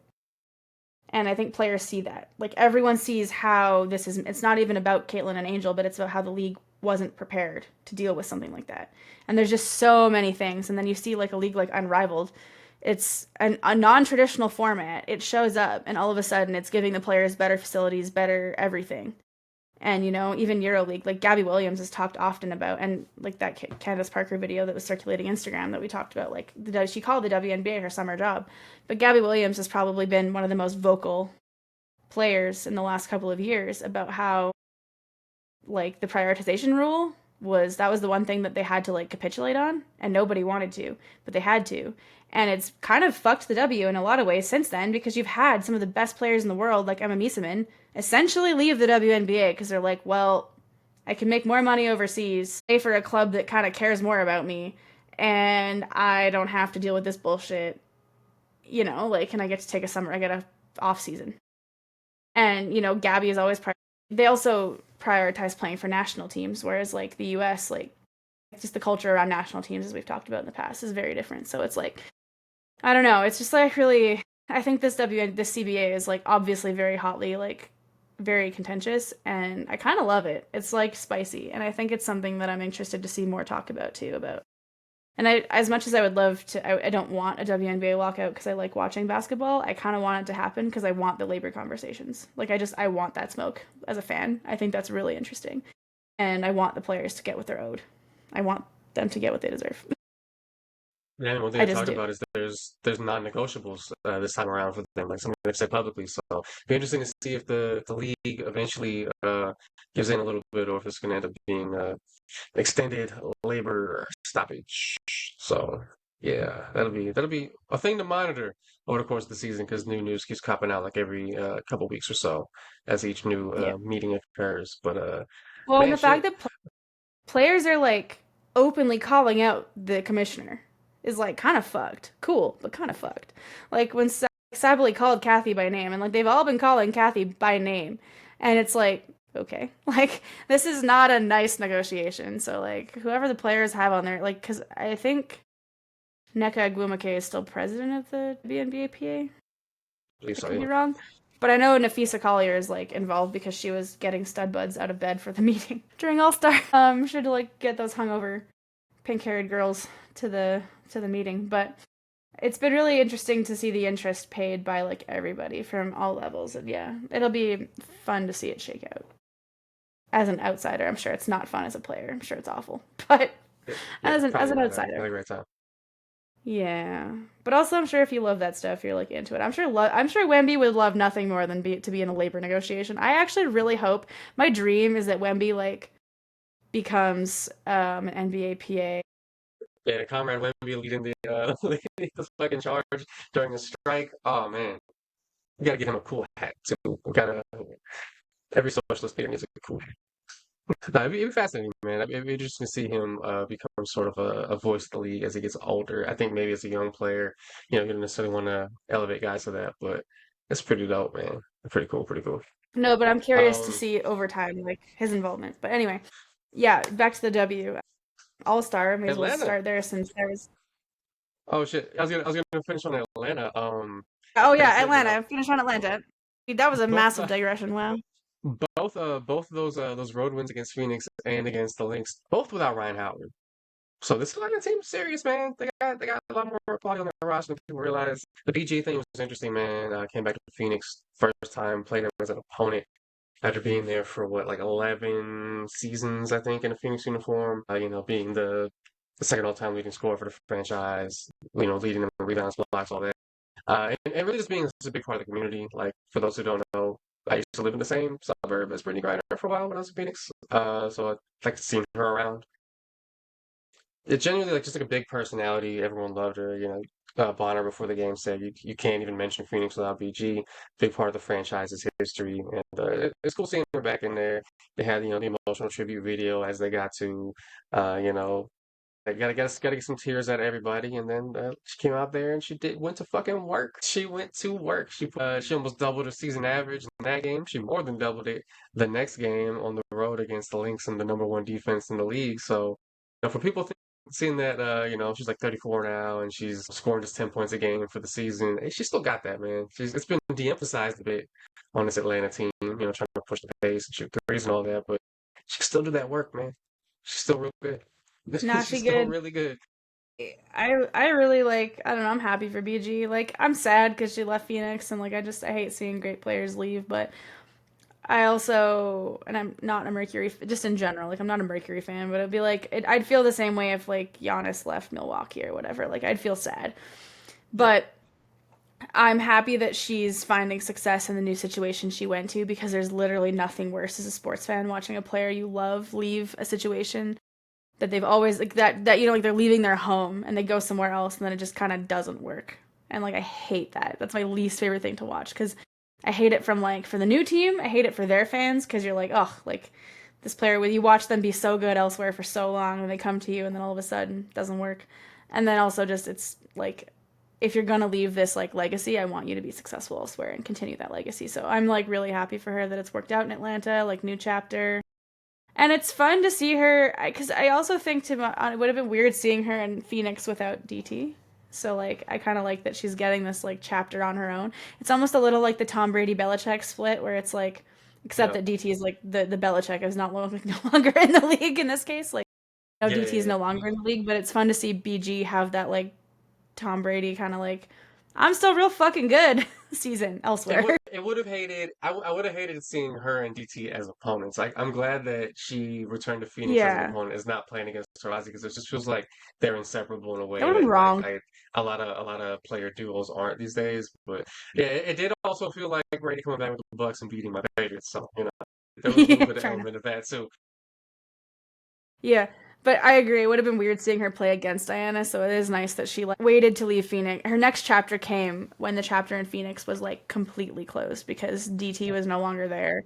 The old guard of that team just wasn't there. So that's Yeah, fun. seeing them both leave at the same time, I feel like made it like it made the transition feel more complete, and like Yeah, we're all moving on to the new era together at the same time, which was cool. yeah, But yeah, like complete. DT showed up to the game. Her and Penny Taylor both. Yeah, I saw the Unfortunately saw photo. the Mercury The group lose, photo but was cool. it That was sick. was dope. It was dope. Brought the kids out.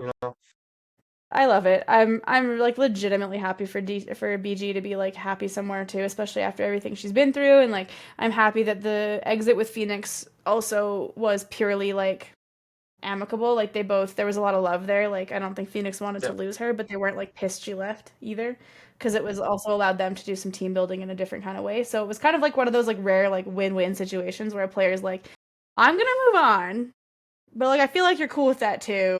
But like we would yeah, never ask each other for this separation either. Like I would never yeah, request a trade and you would never trade me without my request. But we both have decided mutually that this is probably okay. yeah. And that it's kind of just like a nice clean like end of an era and move into the next era of Phoenix basketball, which is kind of cool.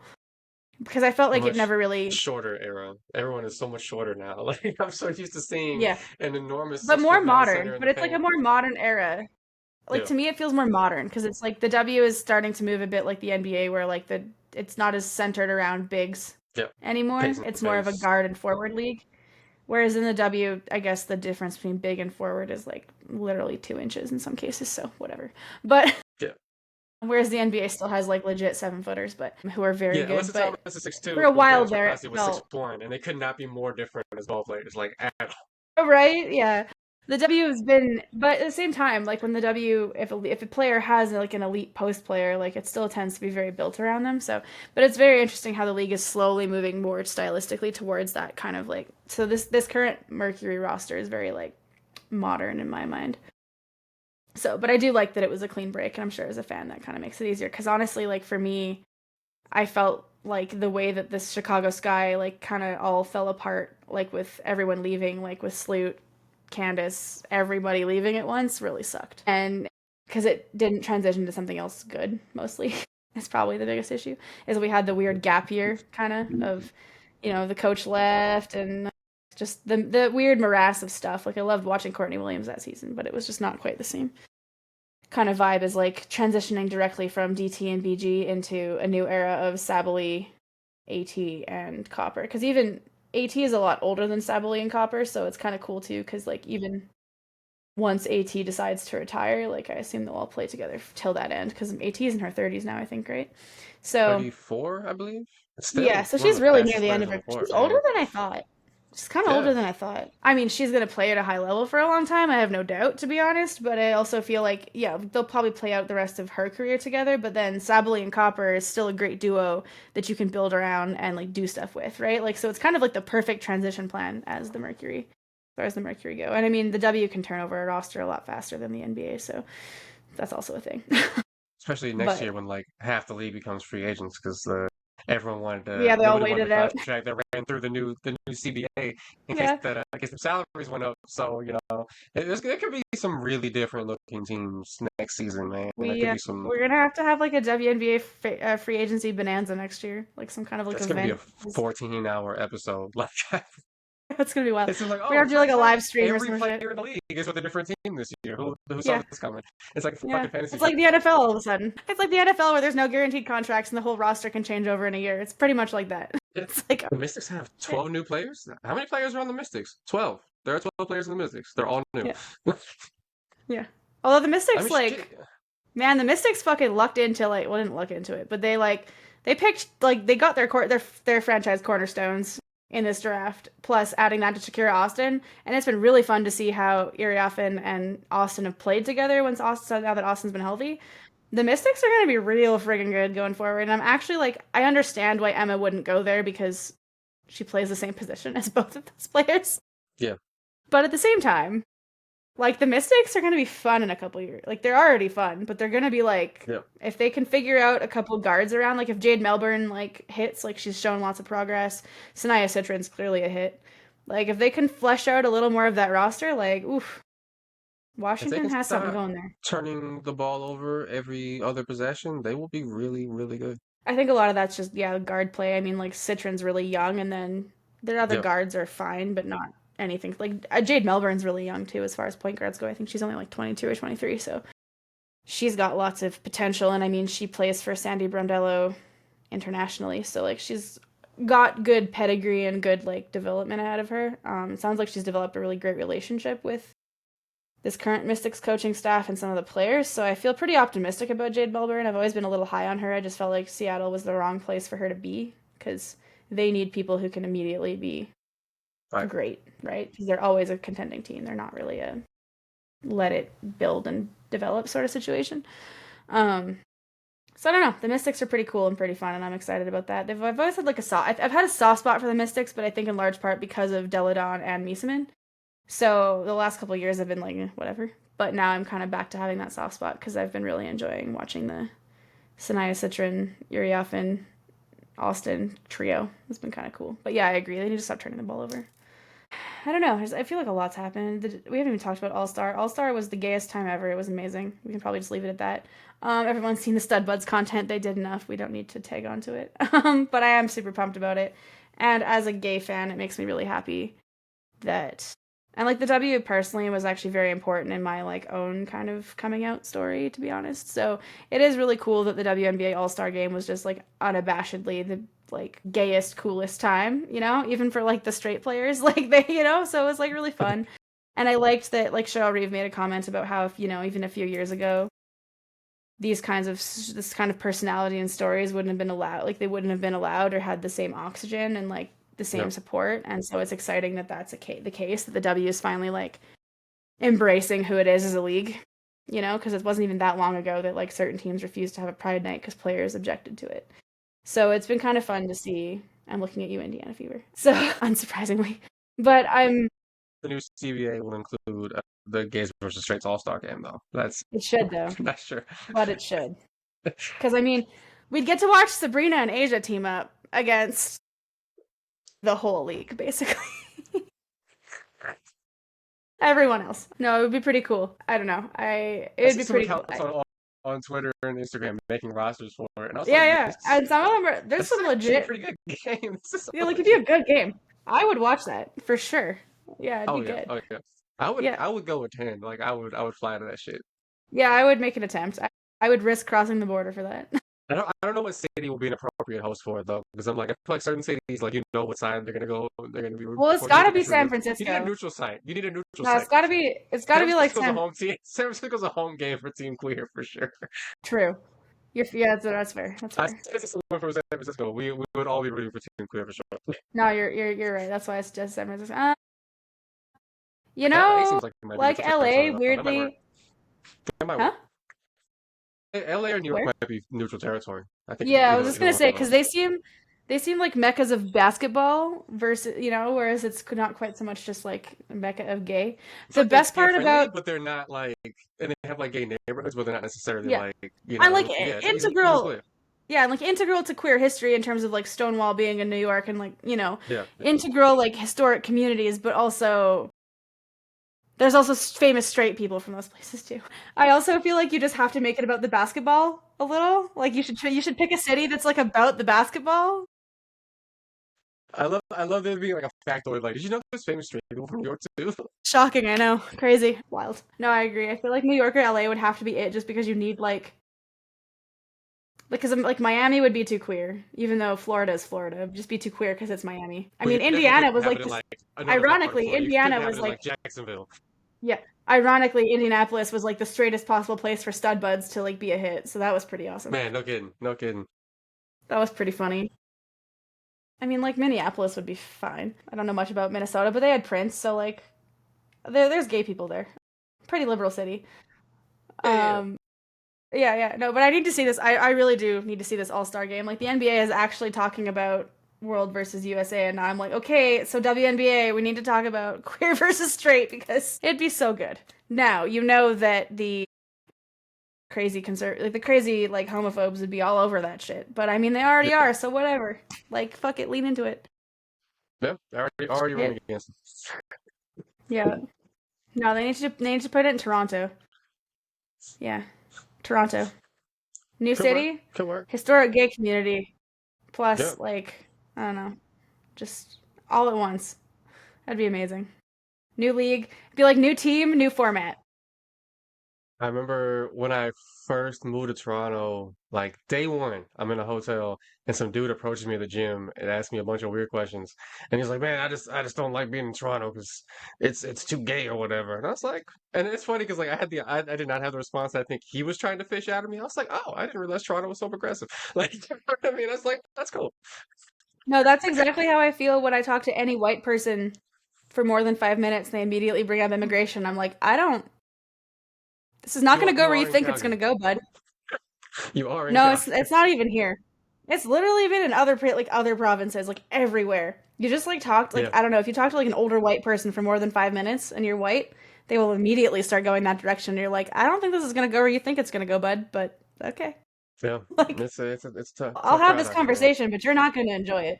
Like Yeah. Yeah. you don't want to know what I have to say, but okay. I've had that experience a few times this summer. It's been weird, but Yeah. yeah, no, I feel like the gay versus straight game should be in Toronto just cause reasons. I don't know. Personally, I would just love that. It would mean I didn't have to cross the border also. But it'd be It's pretty sick. convenient for me. I'm already here. I feel like it might be unsafe currently to have that many gays in one place in the United States because you know that the queer community is going to turn out for that game. So even like non-sports fans, they're going to show up. It might be unsafe in general to have too many people in one place in the United States, if I'm being completely honest. I think Yeah, actually, you're not wrong. Yeah, you're not wrong. That's yeah. Gatherings seem like a bad call unless you have a certain yeah, group. the last like 30, 40 years, just like congregating in a location has been a shockingly unsafe thing to do. Like we got to do Little something sketch. about that, man. Yeah. Yeah. It's funny because when I'm in the US, I have thoughts that I've never had here. Like, we're like, leaving a WNBA game in Chicago, and it's like, huh, wonder how many of these people have guns or just whatever. Like, just random shit. I often look for exits and things, and whenever I see someone in a long trench coat, I get concerned. And they might just be cold. I get concerned. See, growing up here, that's just not the risk. You're like, oh, that person's wearing a trench coat. Kind of weird, but like, whatever. Like, not Yeah, stylish, but it's you do you. Like, whatever okay, floats your just boat, a bro. film noir, like fucking dork. You know what I mean? That's like all I think. When I see that out here. Yeah. I'm like, okay, Mr. Existentialism, good for you. Yeah, But I'm sure your poetry yeah, is phenomenal, but not thinking about them hiding assault rifles in their vests. nah, nah, nah, But nah.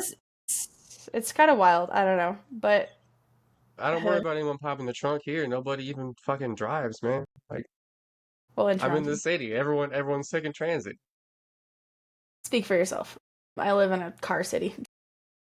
That's tough. That's tough. Calgary has that one line. Well, we have multiple lines. We're building another one. The problem is that like the city is just so sprawled that depending on where you live, Oh yeah, have to it's drive because awful. transit doesn't access you unless it's a bus, and The way even that the then, airport was like the most like not even suburbia. It was like exurbia, man. It was outrageous.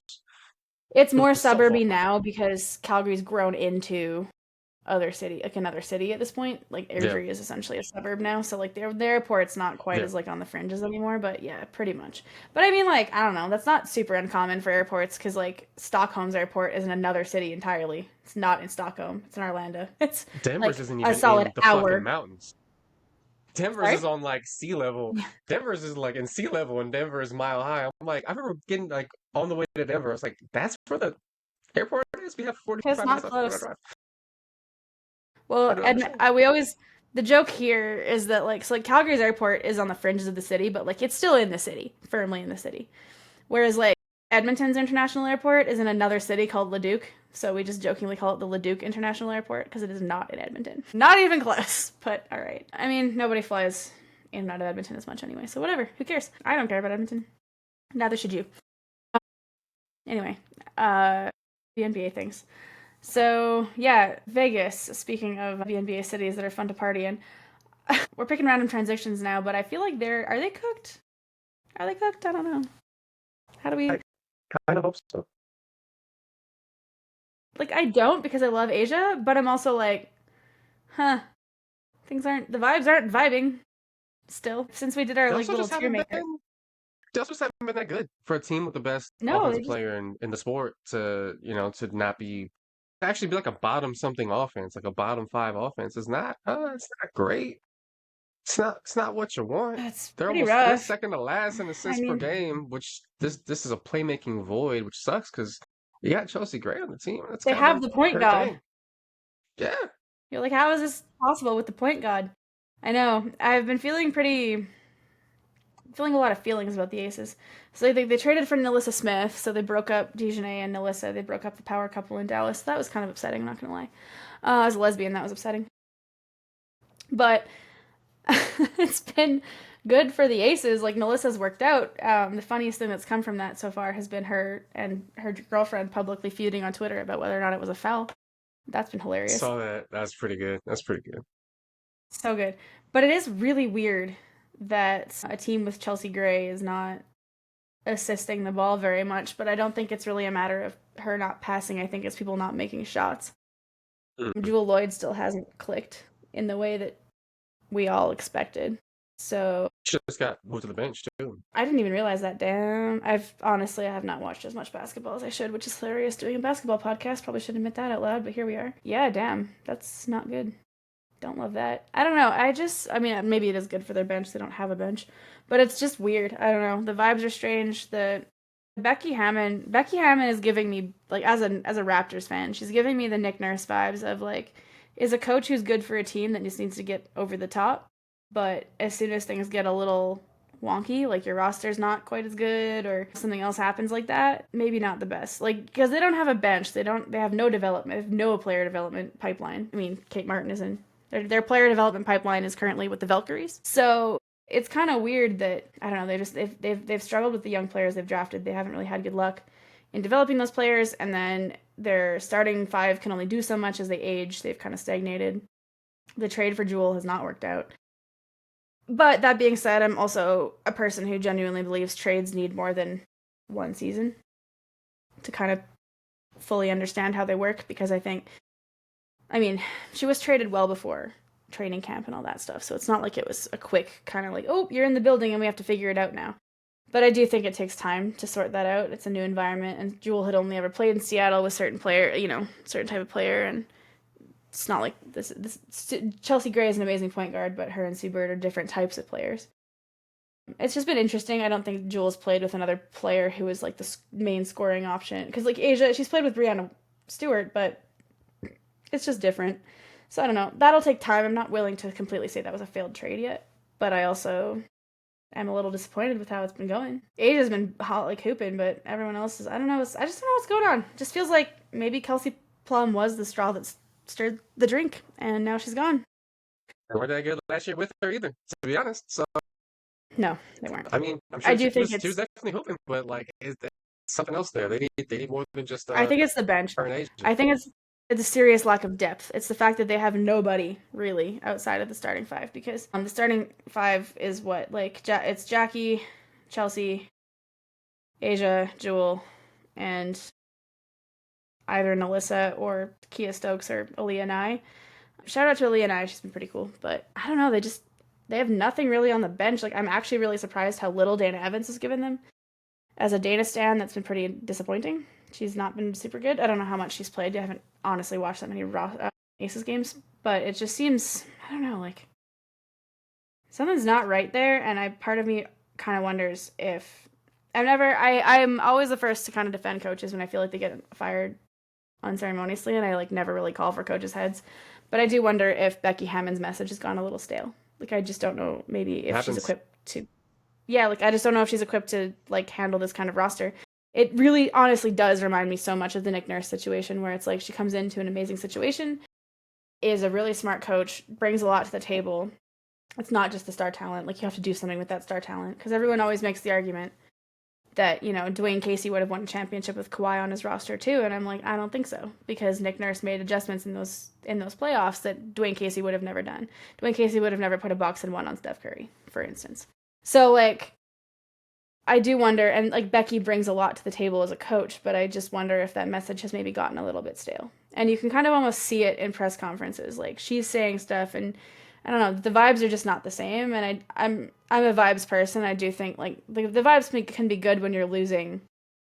Like with the Mystics, they don't win a ton of games, but the vibes are very good because they're clearly on the right path. They're just young. They're just not ready to win yet, and that's okay. But a team like Vegas, like, the vibes really matter in that situation, because like, you're a team that's equipped to win. You have Jackie Young, Asia Wilson. You have some of the best talent in the world. You have the best player in the world in Asia, and you're not winning. So like, what's going on? And there's no bench, so like, the GM has been a big part of that. But even the starting lineup doesn't look that good. So no. I'm not asking, and I'm not that I'm, to be clear, I'm not calling for Becky Hammond to get fired, but I do wonder if her message has gotten stale. It's called for it. She said put Becky Hammond on fraud block.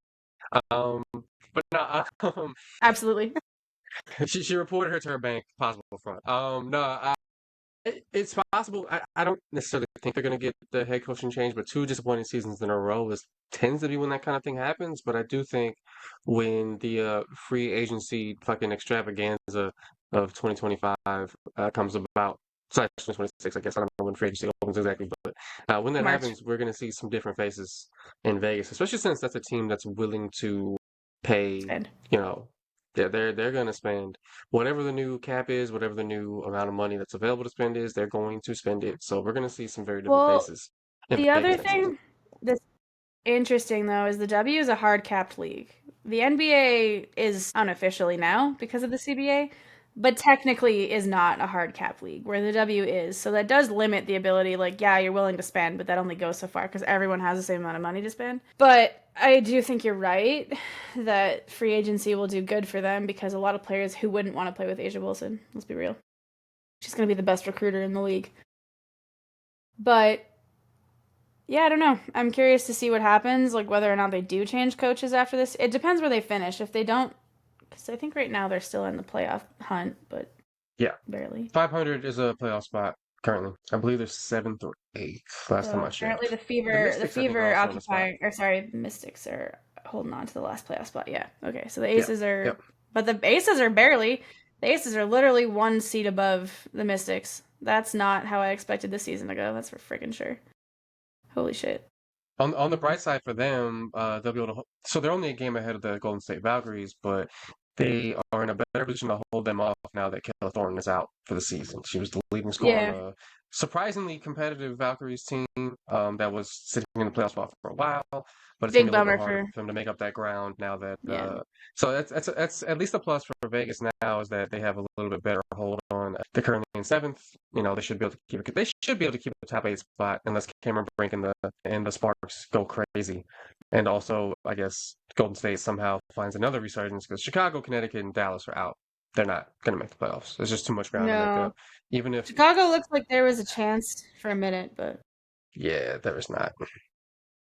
the Fever got to figure it out without Caitlin though, because they're like sliding, like they're hanging on for dear life into a playoff spot right now, and her groin is not. She's injured both sides now of her groin, so that seems bad. They beat Vegas. They beat Vegas Yeah, without her, which is again, doesn't Aces might be in trouble. that doesn't seem super hard without Asia, or even actually Asia was there, wasn't she? Yeah. She sure was. The Yeah, Aces don't she led the seem. team in scoring. Unfortunately, the Aces don't seem. Sorry, she led the team in scoring. She Yeah, led, ooh, shock. yep. Yeah, surprising.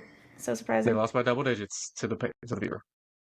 Yeah, I don't know. Like, I feel like the Mystics should not be right behind you in the standings if you're the Aces. No shade to the Mystics, but like they're in a very like their record is like. It's funny because you look at a record like the Mystics, like what 12-13, and you're like, ooh, that's exciting. That's fucking awesome. Go Mystics. And you look at the Aces, you're like, ooh, 13-13. That's dog shit. But that's just like the expectations, right? Of like you know who these teams are. The Mystics, when you look at the roster, you're like, well, they got some really great rookies, but then a lot of like okay vets, but nothing like good. So you're like, okay, like no big stars, no like anything that's gonna clearly be your skill. And then it turns out their two rookies are really freaking good, and here they are. So you're excited about that. But yeah, like the Aces, you're like, you should not. No team with Asia Wilson should be 13-13. They're very much Denver Nuggetsy and kind of that like Nick Nurse vibe, but that Nuggets vibe of like you have a lot more talent than your record shows, and something's not working. Whether it's the players being sick of the message in the locker room, the bench being equally as thin as the Nuggets bench got there for a while, so GMing has been a problem in Vegas. I mean, the fact that female Kyle Kuzma is still on the roster, excuse me, is interesting because she had a fully guaranteed rookie contract. And she's done absolutely nothing in those 5 years. So, I don't know. Kind of tough for the Aces. It sucks because I really like watching them and I love Asia to death. So, I would like better for my girl. Do better, Aces. I did really genuinely was rooting for the Jewel Lloyd trade, but actually, just a thought that just came to mind. I guess we should wrap up soon, but the Jewel Lloyd trade for the Aces felt a bit like hubris, like Icarus flying a little too close to the sun, where it's like, of course we're gonna get another amazing talent. The rich get richer, but it hasn't Yeah, worked. it's what the Aces So do, right? yeah, right. So it's starting to feel a bit like that. It's now that was the thought I had when the trade happened. I'm like, okay, like rich get richer. They have her now, and then it hasn't worked. So it does feel like it's like maybe that was just pure hubris, and they needed instead of trading for a star, just bolstered their bench better because Kelsey Plum has had a great season in LA. She's clearly still a very good player. So would you really be worse off by having Kelsey, but having spent the money and the effort on fixing your bench instead, you know? Or traded Kelsey still, but instead of getting Jewel, getting just better pieces for the bench. Like, would you have actually been better off? I don't know. Just thoughts, but I don't know. Feels a bit like hubris in hindsight, where you're like, okay, maybe you didn't need to trade for the third or fourth star on your team. You needed depth. Well, You needed we're gonna see some changes for sure because only got 18 games to figure this out, and I don't think there's a lot of positive movement necessarily that suggests that they're close to doing so. So we might be looking at a very different Ace. I get a vibe, and again, I haven't watched as much like you as a whole, but especially Aces games. Very much feeling like they're just trying to get to the playoffs, see what happens, and like they're just everyone's sights seem like they're set on the off season. A little. Like even Asia hasn't felt as, and not to say Asia's distracted because she's absolutely not, but it feels more like Asia has been just involving her in some other herself in other things. Like her shoe release has been amazing. The A1s are sick, and I really want some. And like her, like the hard launch of her and Bam, and like just She is really the power straight. It's not Sabrina. It's Asia of the league. Asia's the power straight of the league, just so you know. Yeah, yeah. But I don't know. There's just everything seems kind of off with that team, and I don't think it. Again, I really don't want to be misunderstood. It is not on Asia. She's been amazing. She's still out there fucking hooping, but something about the team just hasn't quite worked, and I'm not sure.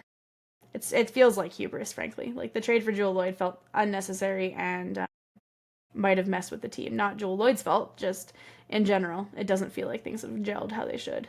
And not fixing the bench is a bigger problem in my mind. You know, you see it with other teams. Like that happened to the Nuggets. It happens to other contenders where the bench is just not there anymore. And you're like, you do need more than 5 players to win a championship.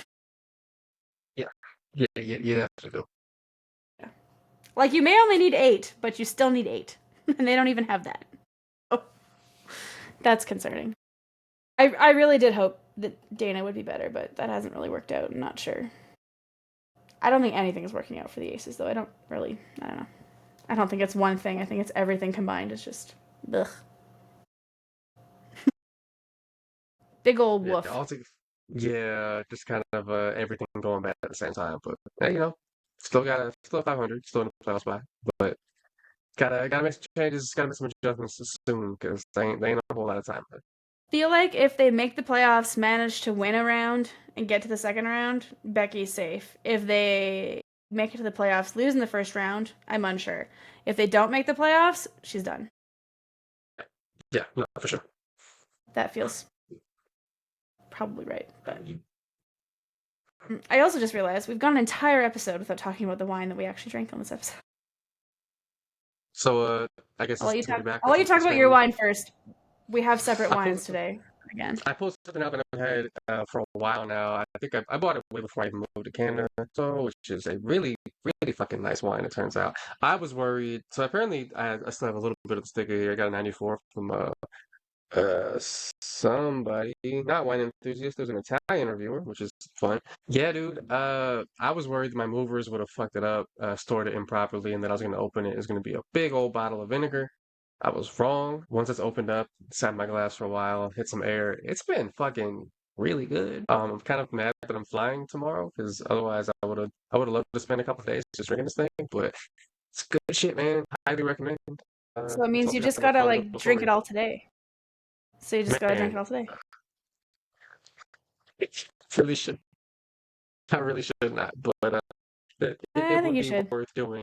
I'll have another glass for sure. But yeah, I think you should just drink it all. Fuck it.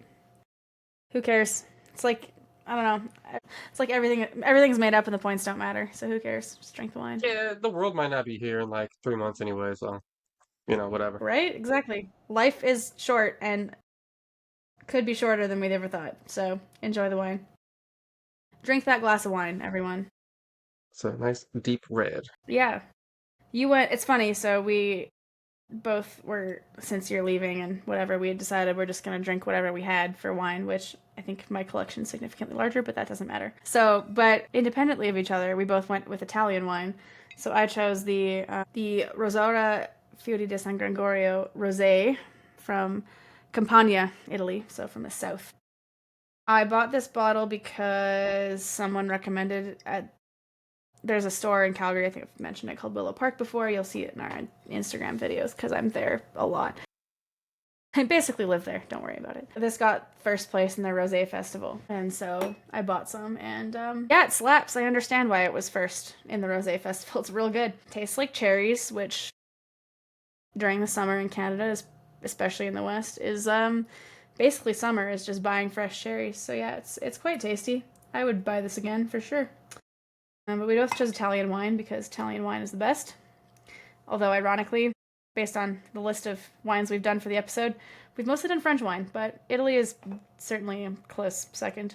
We were going to power rank the wines on this episode, but ran out of time, so we'll do that another time.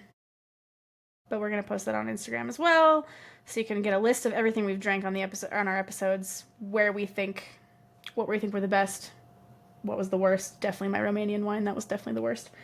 But aside from that, we'll do that in another episode. But Yeah, I'm really happy with my choice. I'm glad you're happy with your choice. Glad your movers didn't fuck it up. They'd have to like really try hard to mess it up though, because like the only time Yeah. that like temperature and things like that do affect wine. But if you're drinking it within like a year or two, it's mostly fine, unless it's been gone from hot to cold, or been opened multiple times. Because I think I've you had said it your for vintage like was 3+ years. well, you said your vintage So was 20. 2021, right? Yeah, yeah, yeah. The current vintage is only 2022, so you've only had it for a year or two. Oh At man. least that's what's available in Canada. To be honest, is the current vintage is 2022 was what's available in Yeah. Ontario. So, but realistically, I don't know a ton about Montepulciano d'Abruzzo, but I don't think they have to age for like a long time. So that's a pretty current vintage. So for the most part, like you are fine. I mean, unless your movers had opened your bottle or left it in like the blaring sun or something, it is fine. Shoes. I was worried about the wines because they like oxidized and turned yellow and shit, and I was pretty unhappy about that. Yeah. No, they do. I mean, for sure, wine goes bad. There's definitely a couple of retailers here that have like cool vintages that I've thought about buying, but then I remember how they store their wine and I'm like, maybe not. Especially for old stuff. There's a couple that were like, 10 or 12 years old that I thought about, but I know how they store their wine and I was like, yeah, it's gonna be a hard no for me, dog. But I think you're fine. It probably honestly was in a box in a warehouse forever, so I'm sure it didn't really get exposed to much light. Like it was a patio beer or something just sitting on the sun for 12 hours. I'm sure you're good. So I'm glad it turned out okay. Italian wine is the shit. It's like the most on brand thing for us as a podcast to do is just default to Italian wine. I think that seems accurate. Yeah. I don't know about you. Not drinking. Well, you definitely not you, but I'm not drinking a ton of American wine currently. Italy is like my default. It was becoming my I mean, I default also even live before. in Canada, so I'm not really drinking a lot of That's what I American mean. wine either. I mean by especially not you because the LCBO doesn't even sell American wine anymore. Oh, I gotta bootleg that shit myself. I gotta steal it from Buffalo or something. Well, or I can just ship it to you because it's sold where I live. More fun that way. More fun that way. I'm trying to be like a trying to be an old timey crook, man. That's what I want to be. I mean, you're not even smuggling. Honestly, it's legal to bring it back. It's just the LCBO doesn't want to sell it. That's all. You may have to pay a tariff on it. I don't know. I don't know how that works now. Yeah, probably. We in Alberta, we stole all of our American wine supply from BC. We're like, hey, y'all got some inventory? Cool. Want to send that our way? Amazing. So now we have non-tariff stock till November. Yeah, no. Italy is the best though. I don't know. I default to Italian wine. I think I want to learn Italian officially. I think I'm gonna take that on so that I can become an Italian wine expert. I think I've chosen it as my country of specialty.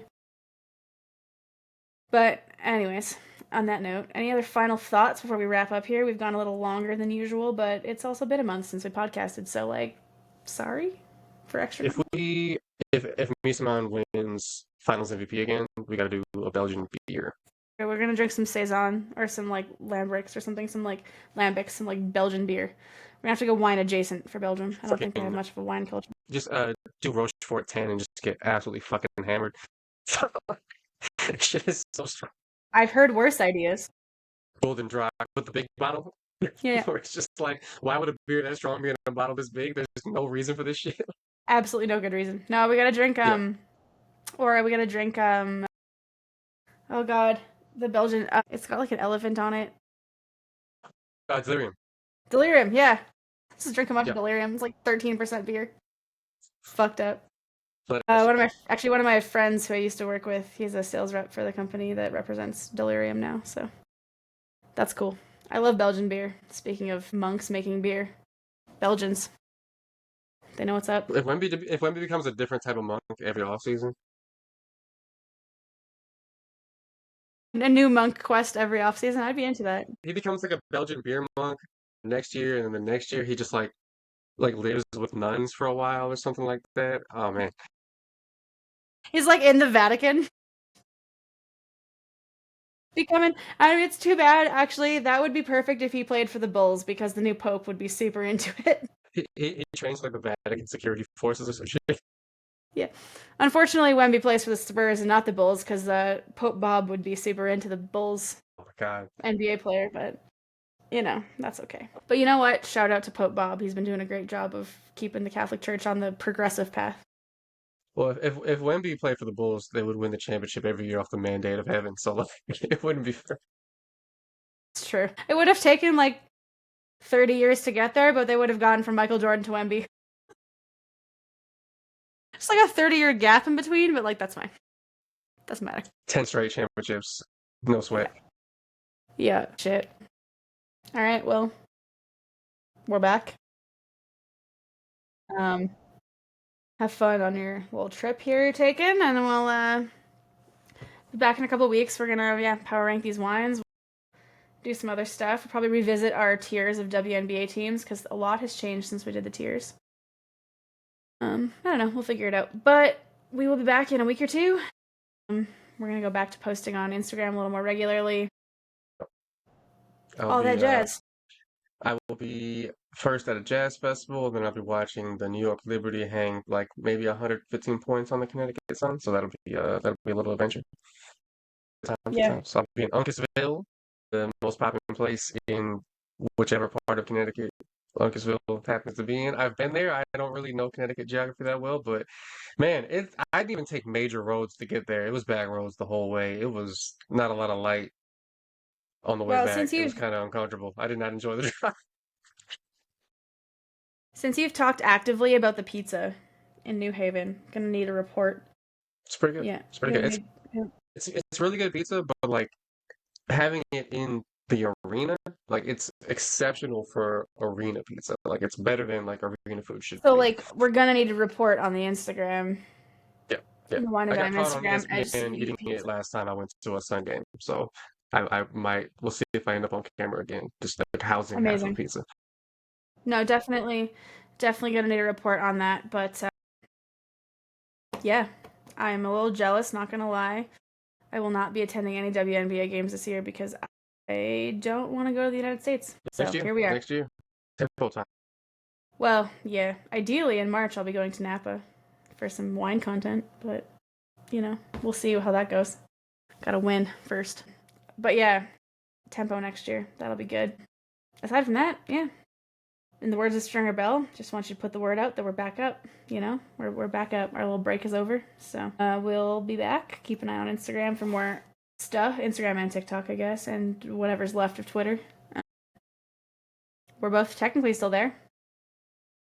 It's a place that exists. Shouting into the void, as one does. Yes. Grok is a full Nazi now, so that's fun. But anyway, we're still there somehow. Yeah, next time we'll talk to you later. Later.